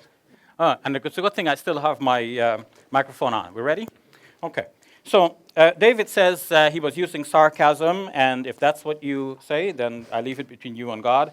Yesterday this came up, and you didn't reply when I expressed my shock that you had said it. And it seems now that the audience is willing to grant you that you have said this in sarcasm, and that left the opening for you to say that that's what you did, and God knows whatever is true. But let's leave that point. Let's leave that point. He's saying that the passage that I referred to from the Quran, Surah 9, verse 29, which he calls the final marching orders. First of all, what is the end point of that passage? Suppose we take it that this means that Muslims should fight against Jews and Christians. It says until they pay the tax, which is called the jizya in the Quran. So that means if people pay the tax, then they can live with Muslims. And historically, this has happened. Non-Muslims have lived under Muslim rule. Muslims understood this passage to mean this. We fight them until they pay the tax. If they pay the tax, they live and they are protected. They become protected citizens. We are responsible for protecting them. If anybody attacks, they don't have to join the army and fight, but we will fight on their behalf. So it's give and take the tax, and we defend them. But he said that I am distorting the verse, where in fact he's distorting the verse, because the verse says, fight those from among the people of the book who do not do this, this, this, and this. So he picks one of the things, and he asks you, do you subscribe to the religion of truth? You say no. So now it looks like Muslims are supposed to fight you according to that verse. But no, the verse is saying, fight those who do not meet any one of these 4 qualifications. That's what it literally says in the Arabic. So if he shows that you Christians meet one of the qualifications or 3 of the qualifications, that means still that verse does not apply to you. We only have to disprove that it applies to you by showing that you do not meet one of the qualifications. And I've shown that. Christians believe in God. That's one of the qualifications. So you believe in God, the verse does not apply to you. It's very simple. That's literally what the text says. Now, it's true that Muslims did not take it so literally, and they applied it to Jews and Christians more generally. But the fact that they have done so does not mean that the Quran says so. And our question in these 2 debates is, what does the Quran say and what does the Bible say? Is the Quran a book of peace? Is the Bible a book of peace? So we want to know what the book itself says, because if Muslims turn out to be violent, we can call them back to the Quran. We can say to the ISIS guys, look, you're not really following the Quran. You said you are, but you're distorting the book. But David really wants to say to the ISIS guys, you guys are right. And he wants to say to the moderate Muslims who think we shouldn't be violent, we shouldn't attack anybody. He wants to say to the moderate Muslims like this, no, you're not really following your book. And I'm saying to the moderate Muslims, you are following the book. Because this passage in particular, does not tell you to fight against Jews and Christians generally. What it says now has to now be studied all over again, because the way in which it has been presented to us in Muslim history has been itself distorted. Now he says, well, it's funny that Shabir is talking about just war, whereas the just war theory came out of the Bible. Actually, that's not true. Just war theory did not come out of the Bible, although the saints that I mentioned did make reference to Romans 13. But Romans 13 presents a problem for just war theory. Remember how David spoke about the brutality of the Romans and the gladiatorial games? I thought the Hunger Games were violent. But the gladiatorial games, and think about more generally about what he said about the Romans and the way they crushed their enemies, generally. Now, Romans 13 is actually praising the Roman authorities and says that they're carrying the sword to act on behalf of God. Whereas it is the same Romans who, under whose aegis Jesus was crucified. So where's the justice in all of this? Jesus was unjustly crucified. He didn't claim what they said he was claiming, and they crucified him. That passage itself poses a problem for just war theory, but nevertheless, it's a good thing that Christian scholars did come up with just war theory. They didn't come up with just war theory because of the Bible. They came up with just war theory as a reasonable response to the fact that there are going to be wars, and they're asking us Christians, which war can we support? And they're coming up with good reasons, but those reasons are not coming straight out of the Bible. In fact, often in contradiction to the Bible, in contradiction to those passages which denote genocide. David says, this legal system that I'm talking about, if I criticize the Bible, I'm indirectly criticizing the Quran, because the Quran says that God gave the land of Israel to Israel. The passage he quotes for that is Surah 5, verse number 32. Just because God said to them, you must establish justice in the land, that means you own the land. That's a far cry from establish justice in the land to you own the land. But there is another passage in the Quran, in the 17th chapter, in which God commands the Israelites to live in the land, to dwell in the land. And the word there in Arabic is uskunu. And that word is related to being in tranquility. So live peacefully in the land. In chapter 5 as well, the Quran tells the Israelites to enter into the land in a submissive manner. not going in fighting. So it's the Bible that tells them that you should go in and fight and kill everything that breathes. I think David is misrepresenting the Bible. So let me look at some passages here. Deuteronomy chapter 13. If you hear that people are worshiping another god in any of the lands that God has given the Israelites, what are the Israelites to do? You shall put the inhabitants of that city to the sword, placing the city and all that is in it, even its livestock, under the ban. Having heaped all of its spoils in the middle of its square, you should burn the city with all of its spoils as a whole burnt offering to the Lord your God.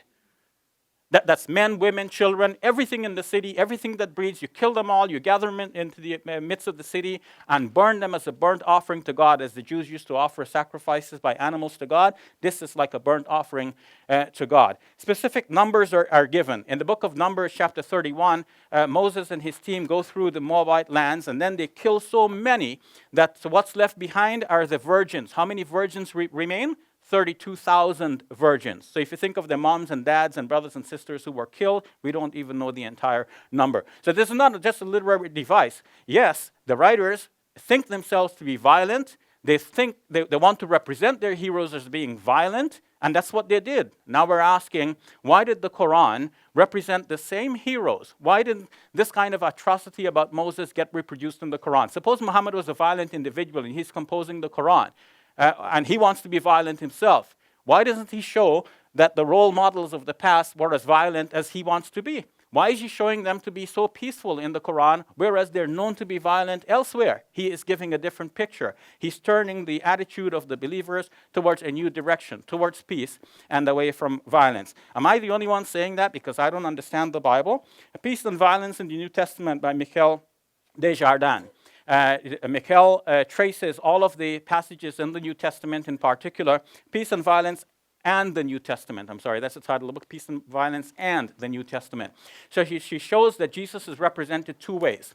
One, very peaceful, one, violent. And she says that finally there's no good resolution for that, but it does make it very uncomfortable for her reading and seeing that this is how Jesus is represented in the two ways. I'm saying the two ways are there, and Christians pick the peaceful way, but there's also a violent strain. Thank you.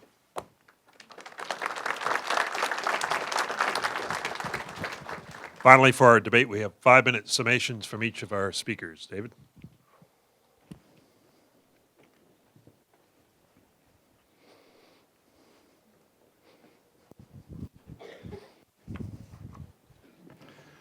All right, well, all of this is coming together for a good summation. Shabir pointed out accurately that Jews and Christians do, at the end of Surah 9, verse 29, have the option of paying the jizya, in which case we won't be killed. This is an advantage we have over people who don't have scriptures from God, like the pagans. But this is meant to be a humiliation. As far as Muhammad's comment on jizya, Sahih al-Bukhari, as the introduction of chapter 88, the prophet said, "My livelihood is under the shade of my spear, and he who disobeys my orders will be humiliated by paying jizya." So jizya is a sign of humiliation. That's why it says, feel themselves subdued. You're supposed to feel like you are a second-class person. By the way, the very next verse, as we saw yesterday, is chapter 9, verse 30 of the Quran, which gives the justification. And the Jews say Ezra is the son of Allah, and the Christians say the Messiah is the son of Allah. This isn't just saying believe, if you believe in God in any sense. This is talking about you have to believe in Allah. You believe what Allah, what the Quran says about Allah. You have to believe in what Islam teaches about the last day. As far as proof of this, chapter 9, verse 30, the Jews say Ezra is the son of Allah. The Christians say the Messiah is the son of Allah. These are the words of their mouths. They imitate the saying of those who disbelieved before. Allah's curse be upon them, how they are turned away. This is the justification for fighting us in the previous verse. Don't go with me. Here's Ibn Kathir on this. He says, fighting Jews and Christians is legislated because they are idolaters and disbelievers. Allah encourages the believers to fight the disbelieving Jews and Christians who uttered this terrible statement and lies against Allah. So that's the justification there.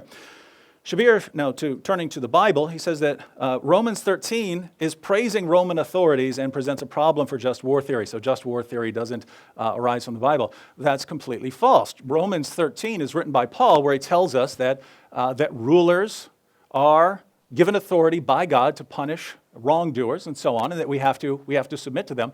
That in no way conflicts with obligations for rulers.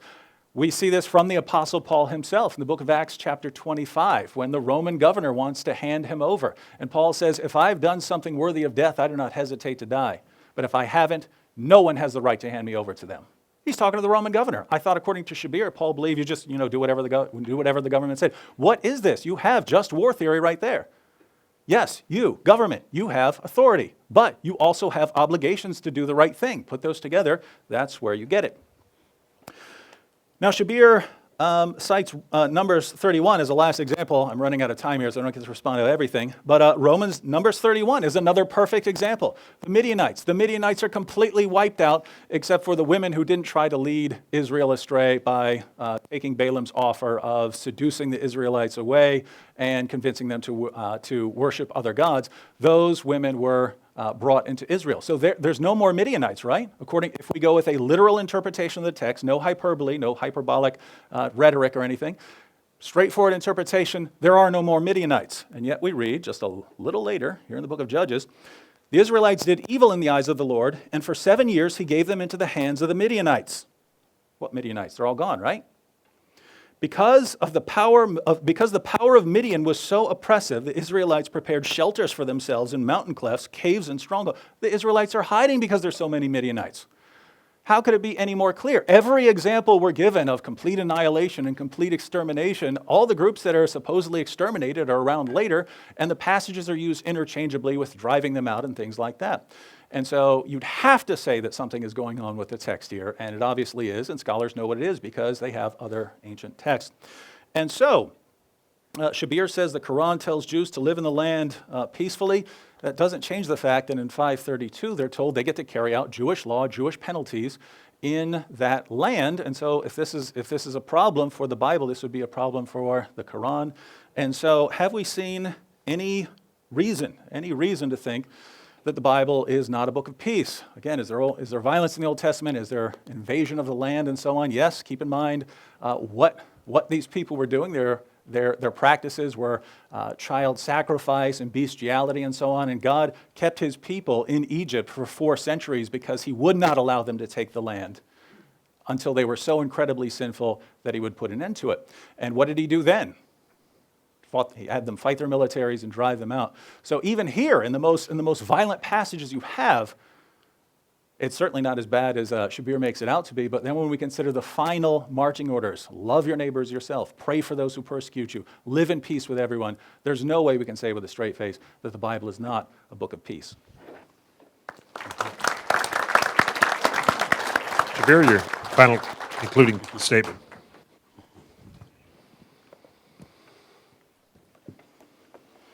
And my microphone is still turned on. Ready to go, John? Okay, I have to turn it off, lest we lose battery here. Okay, so finally, folks, I'm glad that we've come now to put our final thoughts together on what has transpired over the last 2 nights. I started out by giving common criteria by which to evaluate the 2 books. And to my estimation, David has not given common criteria. He has attacked the Quran from one angle, and he has supported the Bible from a different angle. So we need common criteria. You cannot attack the Quran for something that is there in the Bible, or even worse, in the Bible. We have genocide in the Bible. It's not there in the Quran. He says it's not really genocide. It's just a literary device. But in fact, the passages are very clear. Well, I've read to you a passage or one or more passages from the Bible which show that God is really clearly commanding this genocide. Now, did God actually command those genocide? I don't believe so. Does the Quran say that God commanded that genocide? No way. So the Quran is not contradicting itself. When the Quran is saying that the Jews had the right to practice the revelations from God and the instructions that came from him to enact justice on the land, so that does not contradict, God does not contradict himself by doing so. He's telling them to do the right thing. If later on their books are composed and then they do something that is wrong in the land, then this is their distortion of the message from God, and the Quran is not responsible for that. As for the Midianites, it's very clear. So many are killed and the rest are saved. We know the number of those who are saved. It's not a literary device. Clearly that there is some problem there. There is genocide, large amounts of people being killed. So when we look at the Quran then, we see that I have delineated my classifications and my conditions for determining whether a book is a book of peace or not. And I've said the first thing is, how do you represent your heroes? And we have seen that many heroes of the Bible are misrepresented, I would say, as people who enacted genocide and ethnic cleansing. The Quran actually gives a different picture of those heroes and presents them as pictures of peace. Second, is there a passage which actually commands us to enter into peace? And David has cited Hebrews, and I agree, many passages of the Bible teach us to live in peace. The Quran as well, I've said, Surah 2, verse number 208, tells Muslims to enter into peace categorically. David disputed my translation of that passage. He said he's not familiar with any of the ancient commentaries that say that, but I've actually cited two. I've cited Az-Zajjaj, who said this, and I've cited Al-Qurtubi, who said that it literally means that, but we can't accept that. Basically, that's what he said in essence. So that's what I've been saying all along. Muslim commentators have not accepted the message of the Quran, pure and simple as it was. They have turned the Quran into a violent book through their misinterpretations, even though they were good and great scholars, but they were subject to their time and place and environment, just like I'm subject to my time and place and environment. What leads me to go back and research all of these things? Because of my time and place and environment and certain circumstances and research material that is available to me now. I have a stick here which I've just plugged into my computer, giving me access to 12,500 ancient Arabic books. So we have tools, we have different circumstances and so on, so we can go back and re-examine certain things. So the Quran does actually command people to live in peace. The third thing, does it have a legal system? I think the Bible really fails on this point, because especially the New Testament, David said the legal system is left to others, because Jesus said, my kingdom is not of this world. So this world is left to somebody else to run according to their own devices, the Romans especially, with the gladiatorial games. That's going to be justice in the land. And then the last point I said is that does it have a legal system, and does the just war theory. I said that everything in the Quran falls within just war theory. Even when the Prophet Muhammad, peace be upon him, went into war, he went as a legitimate authority. This is where ISIS and others fail. This is where the young man living in this great city takes it upon himself. He's not a legitimate authority. He cannot think we Muslims are at war with America and I'm going to go attack some installation or some Marines or something like that. He's just not a legitimate and proper authority. He fails on the first point. Whereas it is clear in the Quran that Muslims are to obey their authorities. Wa ulil amri minkum, the Quran says. And we have to obey whatever authorities are above us. And in fact, the Prophet Muhammad, peace be upon him, only went to war when he was a legitimate authority and when he had the responsibility to protect his citizens and to protect the oppressed people. So he was following actually just war theory.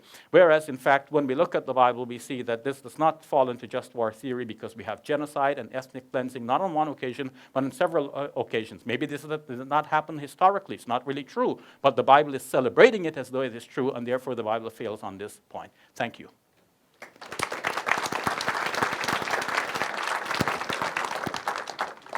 Assalamu alaikum again. Peace upon you. We know that those great two debaters are going to go back tomorrow in their planes and to their country. But in this case, to the Bronx. It's another country anyway. You know? Another country. It's not the same. So basically, we are left alone, but we are going to be one. We're not going to be two. We are Americans. Thank you and good night.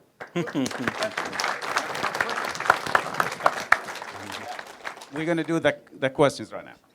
Yeah, thank you, Shabir and David, for a fascinating debate, a very well-informed, respectful, and intelligent discussion. We do want to give you the opportunity now to ask some questions of these learned scholars. We'd ask if you would line up on either one of these hallways, and we'll try to alternate questions, one to another, one to David, one to Shabir, and give you a chance to ask these scholars questions. We'd ask you not to give a speech or a long commentary, but try to direct your questions to whoever you would like, and we'll try to get some answers from both of our speakers, a brief 2-minute response and then a 1-minute rebuttal. Let's start here.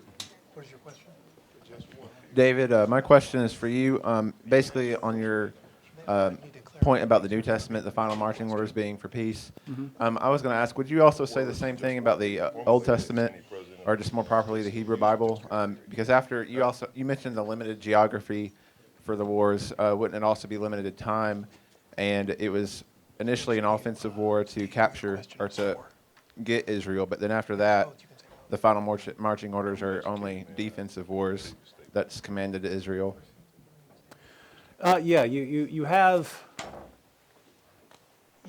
and Shabir actually pointed some of this out, that there was a distinction in the Old Testament between the sort of initial orders for taking the land and for a few enemies in particular, but this was different from the orders for fighting other people.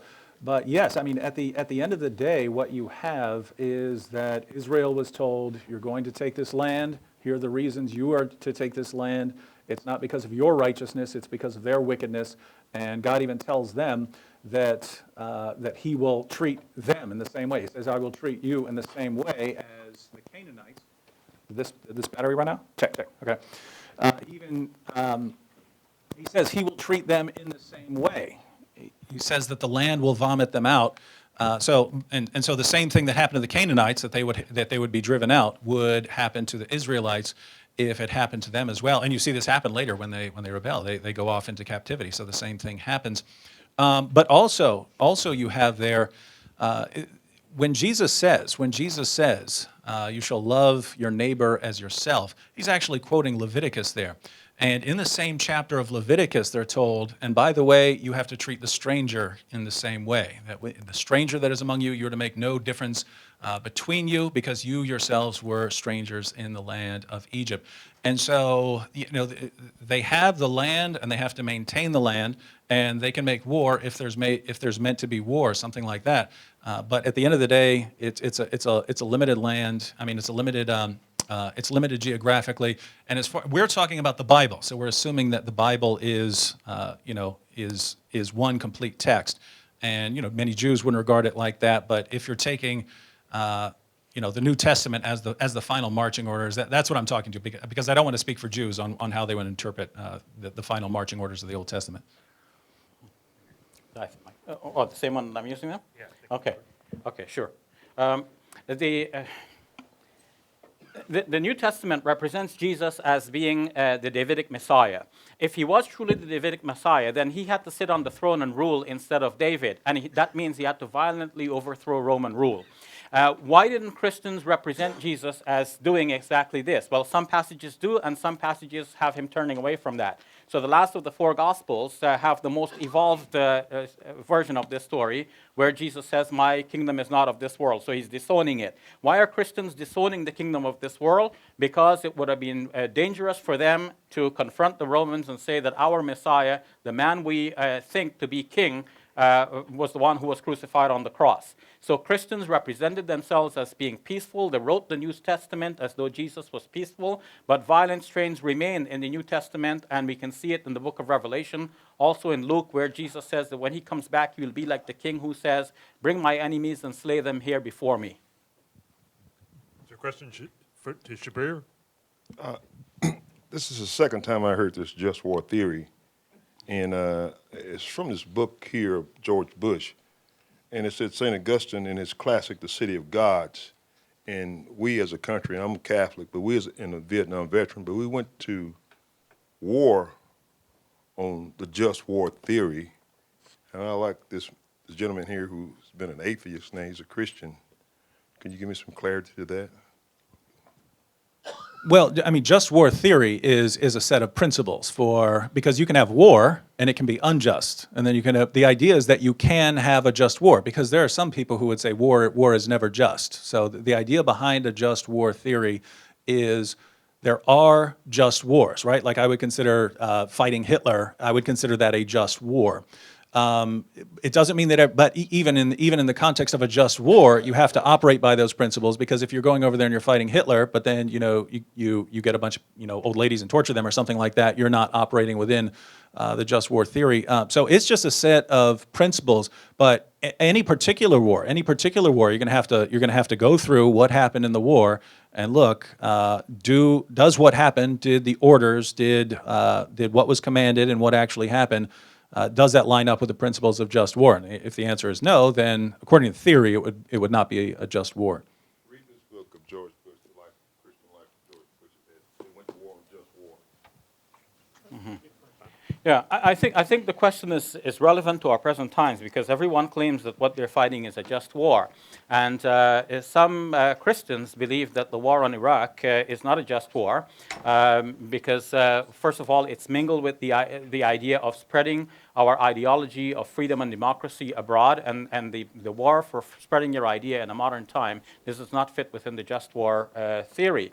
It fitted somehow with the life of the Prophet Muhammad, on whom be peace, because at that time, the only way of unifying the community and establishing peace on the land was through an ideology. But nowadays, of course, we've learned through democracy to live with each other despite varying ideologies. And so to bring that into the picture today, into a war, it does not fit within just war theory. Moreover, if we think about just cause, the idea of going into Iraq was hiding weapons of mass destruction, but no such weapons have been found, and the evidence for that is now thought to have been once concocted. Thank you. Over the last night and tonight, we've heard so many points, a lot of information. The average man or woman, probably cannot, understand most of it. And I heard some different interpretations. I heard that Dr. Wood said the Quran was clear, and tonight he said that the Bible needs to interpret this way or that way. And it was a question yesterday, how do you explain that all this violence in the Middle East or in Muslim countries if they are following the Quran?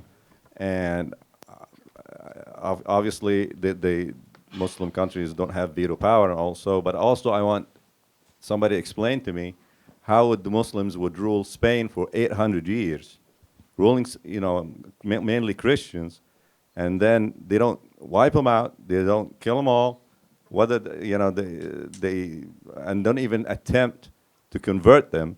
Yet when the Muslims lose power, everybody knows about the Inquisition and so forth.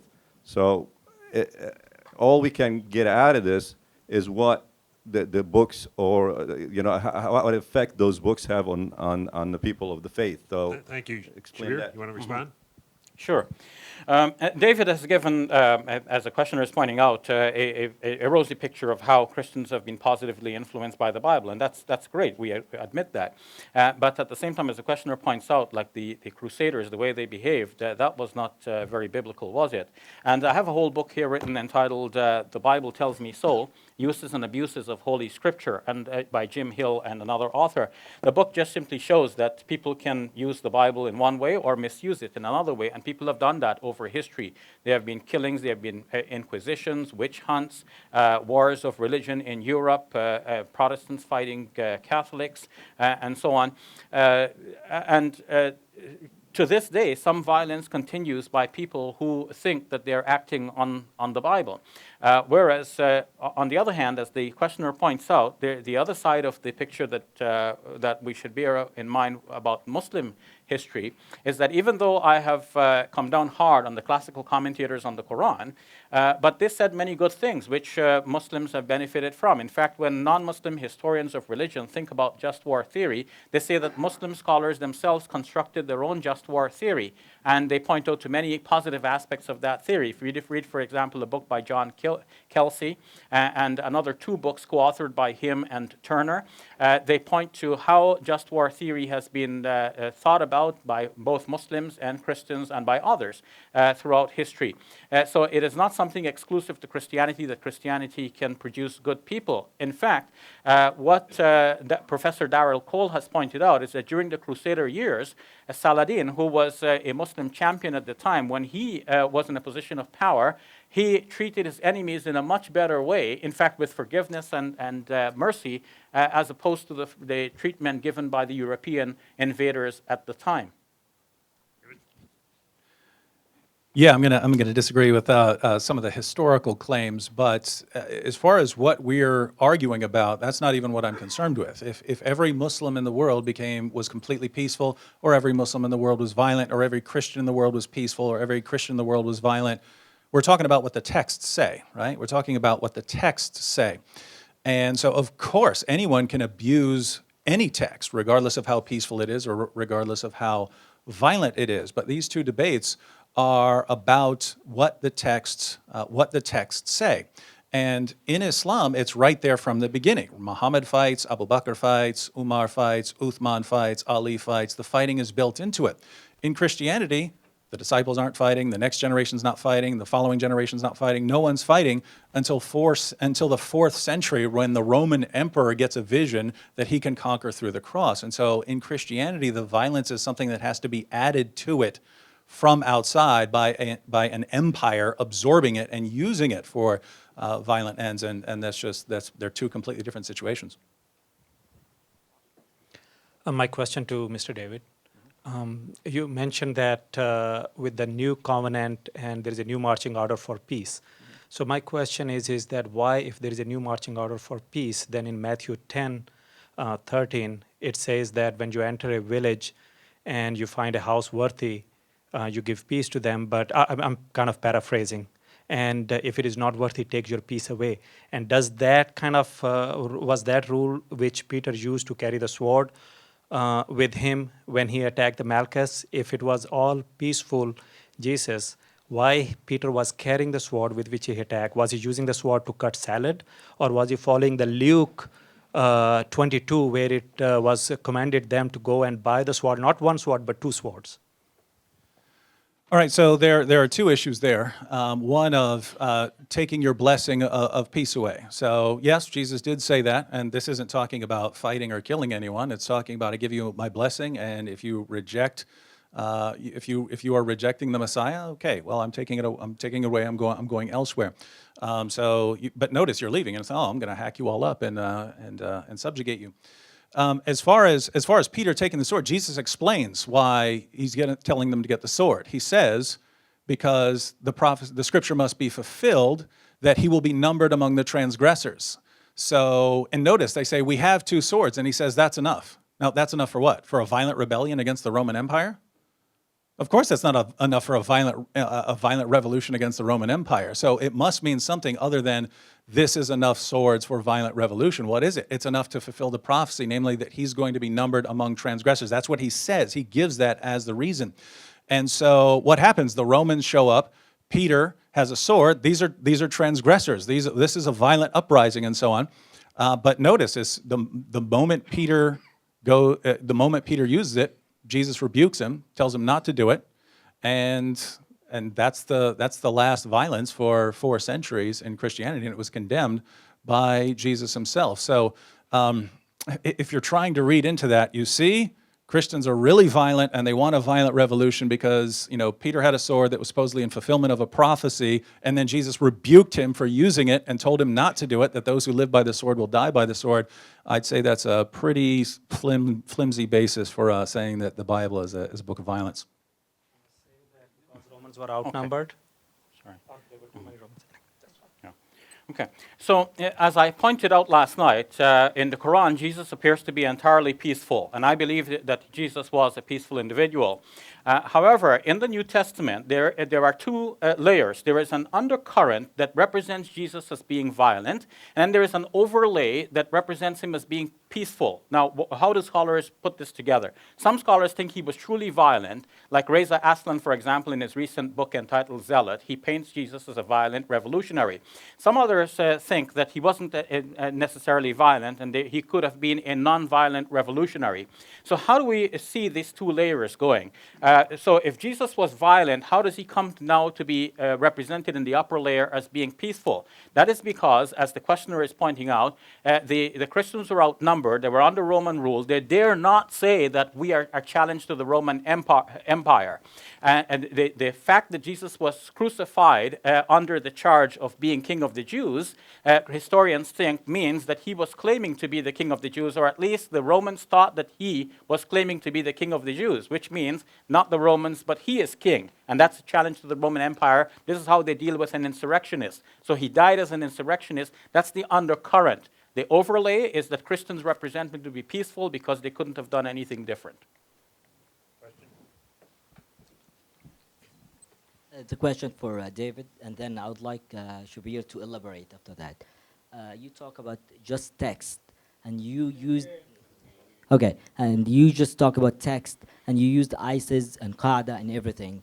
So my question to you, why did you not bring forward one practical evidence to prove when Muslims are majority are different when they are not? And then you also failed to talk about the recent history war like World War One and Two, and you failed to talk about the dictatorship in Egypt, in Syria, and how the Western country are supporting them by our tax money. And you also failed to talk about Algeria, about French Empire and British Empire, the occupation in Algeria and Tunisia and Egypt, and how they murdered and massacred that took place under Christianity. And nowadays, Central Africa, Muslims have been murdered every day, burned alive. No one even talk about, and it's a practical. I would like to hear you when you, not to talk theoretical, but practical. This is a question for both of you. Thank you. So I guess the claim is why, in my debate on whether the Quran is a book of peace, and in my debate on whether the Bible is a book of peace, I didn't talk about World War I and World War II and all these different nations, because they're completely irrelevant to the topic. As I just said, if every Christian in the world becomes violent, or every Christian in the world becomes entirely peaceful, or with Muslims as well, that doesn't change the text. These religions were defined a long time ago, centuries ago. And he says, well, you pointed out ISIS. I only mentioned ISIS and Al-Qaeda and so on in the opening statement just to show that that Shabir and I and others are not reading the Quran in the same way, and it was to raise the question, who's right? Now, you could raise the same question. You could say, look, Christians have done different things down through the ages, so who's right, who's correct? But that would just be a question to introduce the topic, and that's all I used it as. So as far as ISIS killing people and so on, and in Western Muslims being being peaceful for the most part, that wouldn't matter as far as the topic goes, right? The Quran has been around for a long, long time, and so the question, is it a book of peace, is based on the text and the correct interpretation of the text. So notice that the only sort of historical information that would be relevant is how it was interpreted by the earliest generations, because those are the people with the least outside influence, right? As time goes by, as centuries go by, both books are subject to more and more outside influence, and so the earliest historical evidence would be relevant to the interpretations of the early generations. But beyond that, I mean, it's just the texts and then how it's interpreted by the early followers. Dealing with the text, I've already shown how David had misconstrued Surah 9, verse number 29, which he referred to as the final marching orders. In fact, he takes the entire surah that way. Last night as well, he mentioned Surah 9, verse number 5. But what he misses is that the verse just before that, verse number 4, shows that there are exceptions. It says, except those people with whom you have a covenant. And then the verse after that actually speaks about people who are from the other side, who come to you seeking refugee status. The Quran says, then فَأَجِرْهُ, grant him refugee status. ثُمَّ أَبْلِغْهُ مَأْمَنًا, and then in the end, transport him to a place where he will be safe. So the Quran is showing that it's not a generalized command. If you take the one verse out of its context, Surah 9, verse number 5, it looks like Muslims are being commanded to kill others. But no, it's a very specific command, and with exceptions and stipulations and so on. It's about the people who had actually broken the covenant. And who are being commanded? As I've said, Fred Donner has said that it's not the Muslims alone, but Muslims together with Jewish and Christian believers. And I've seen that same thing is playing out in Surah 9, verse number 29. Yeah, no. This question is for David. And I read some of the Bible, and I want to say the Bible gave me some horror and nightmare in one topic only. And I wouldn't say I'm excellent in math, but I flunked my math because of the Bible. And I came to that when it says a Trinity. Trinity, one is all three, and three are one, and this and that. And what I couldn't understand is if the son of Maryam is all three, or the other way. One is the three, and the three is. And when the son of Maryam was put in the grave, what happened to the other two? Were they buried with the son of Maryam? Yeah. I'm talking about Trinity. How one can be all three, and three are one. And the one is the three, and the three are one, and put in the grave. Who was in the grave? The son of Maryam only, or the other two? I think this question is out of topic. So I know, but it's giving me a nightmare. It's not a place for Yeah, it. well, he's obviously traumatized, and Yes, yes. Fortunately, he was able to flunked pull math. himself out and come out here and make this statement for us and get away from his nightmares. But yeah, I had a great. We are talking about the horror of the Bible, and this is a horror. Talk about let me that put it this afterward, way: since possibly? they were talking about future debates, if Shabir would like to come here and debate the concept of God or something like that, I'd be happy to. But in case people have actual questions that are related to the topic, be interested in those. We have time for a couple more questions, so. Okay. I do believe that the Bible shows us how we can have true peace, not just in society, but in our hearts. But the Bible also does say that Christ will come to judge the world, and he also says that there is no peace for the wicked. So I was just wondering, I'd like to hear how you bring those two concepts together. Who, me? Okay. Yeah, well, it's true. There are different kinds of peace. When we talk about whether the Bible is a book of peace, I'm assuming we were talking. I'm assuming we were talking about peace with others, and not not an internal sense of peace. As far as, what was the other part? How do you bring together the concept of there is no peace for the wicked and Christ coming to judge the world? Oh, yeah. And the Bible being a book of peace. Well, it's actually because I read that and I read that I'm reading that entirely differently, saying it's not a book of peace because Jesus is going to come and judge. When according to Islam, Jesus is going to come and judge as well. So, but as far as the Bible being a book of peace, saying, well, Jesus is eventually going to come and judge. When you're told that you are not to pass judgment because God is going to judge and Jesus is going to come and put everything right. If you're an atheist or something else and you don't believe that, you should regard that as the most wonderful teaching ever. Lovely. These Christians are told they don't get to carry out God's judgment. They have to wait until Jesus returns, which from an atheist perspective is never going to happen, and therefore these Christians are never allowed to carry out God's judgment in this world. So if you want to say, yes, Jesus is going to judge, and there's going to be judgment, and it's not going to be pretty. But as far as the Bible being a book of peace, I'm assuming we're talking about how we're supposed to live, how we're supposed to interact with others, and that a future judgment, and you as a Christian not being allowed to carry out God's judgments against unbelievers here in the world. What could be more peaceful than that? As far as hey, you don't get to touch anyone until Jesus returns. And again, it's the reverse in Islam that Muslims get to carry out God's judgment in certain contexts, not in every context, not here in the West and so on, but in certain contexts, absolutely.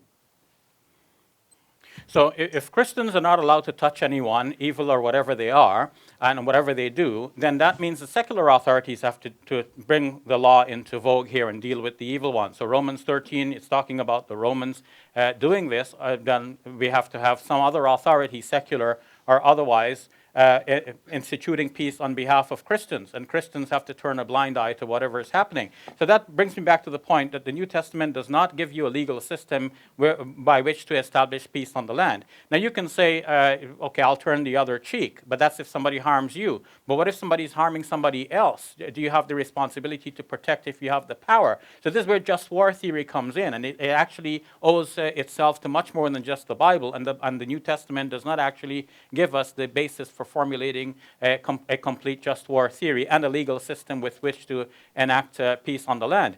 In fact, the undercurrent again is that the New Testament Christians were following the Old Testament laws. So yes, if some Amalekite did raise his head, that Amalekite would have to be killed according to God's commandments. That's one of the commandments, and the early Christians were following the commandments. They were reading the Old Testament. That was their Bible before the New Testament was written.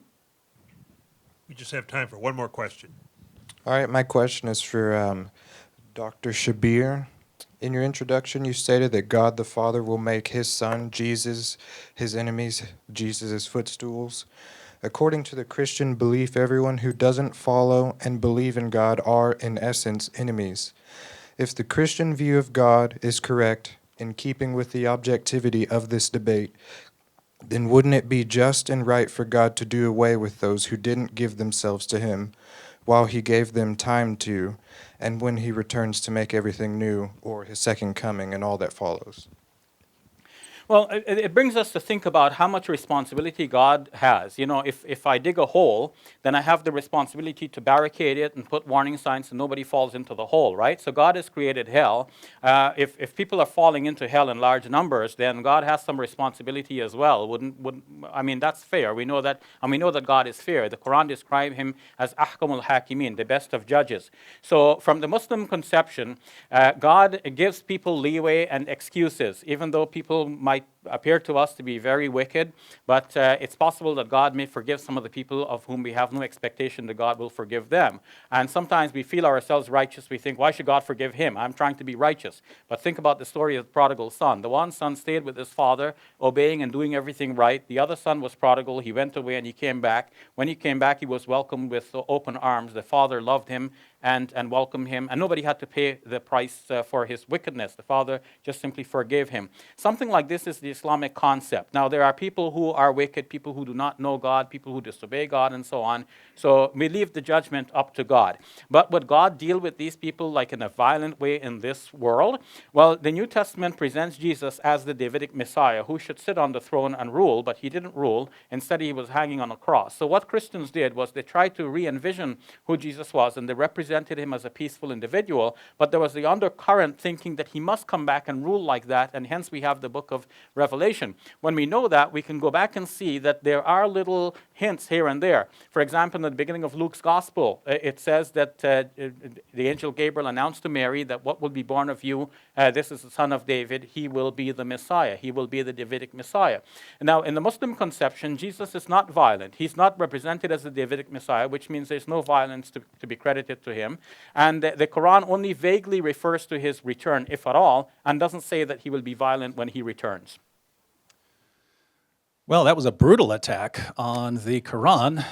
Remember, Shabir quoted a verse earlier from Surah 57, which says that Allah filled Christians with compassion and mercy. And now he's saying we just did it to cover up the fact that our Messiah had failed, and now we have to, sort of get along with the Romans or we'll be killed. So, I mean, if that's the reason that Christians became compassionate and peaceful, then it's not Allah who filled us, and so the Quran would be wrong.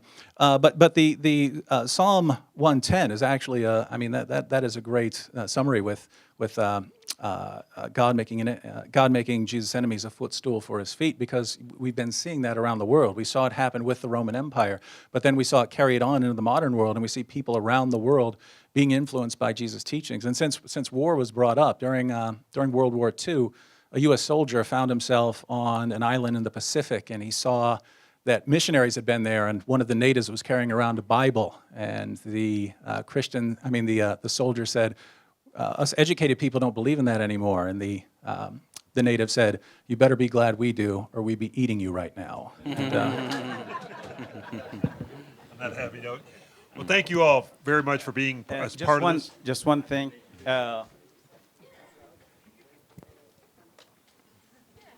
That's how we want you to be. That's how we want you to be. And one more thing. We will know. Okay. Thank you.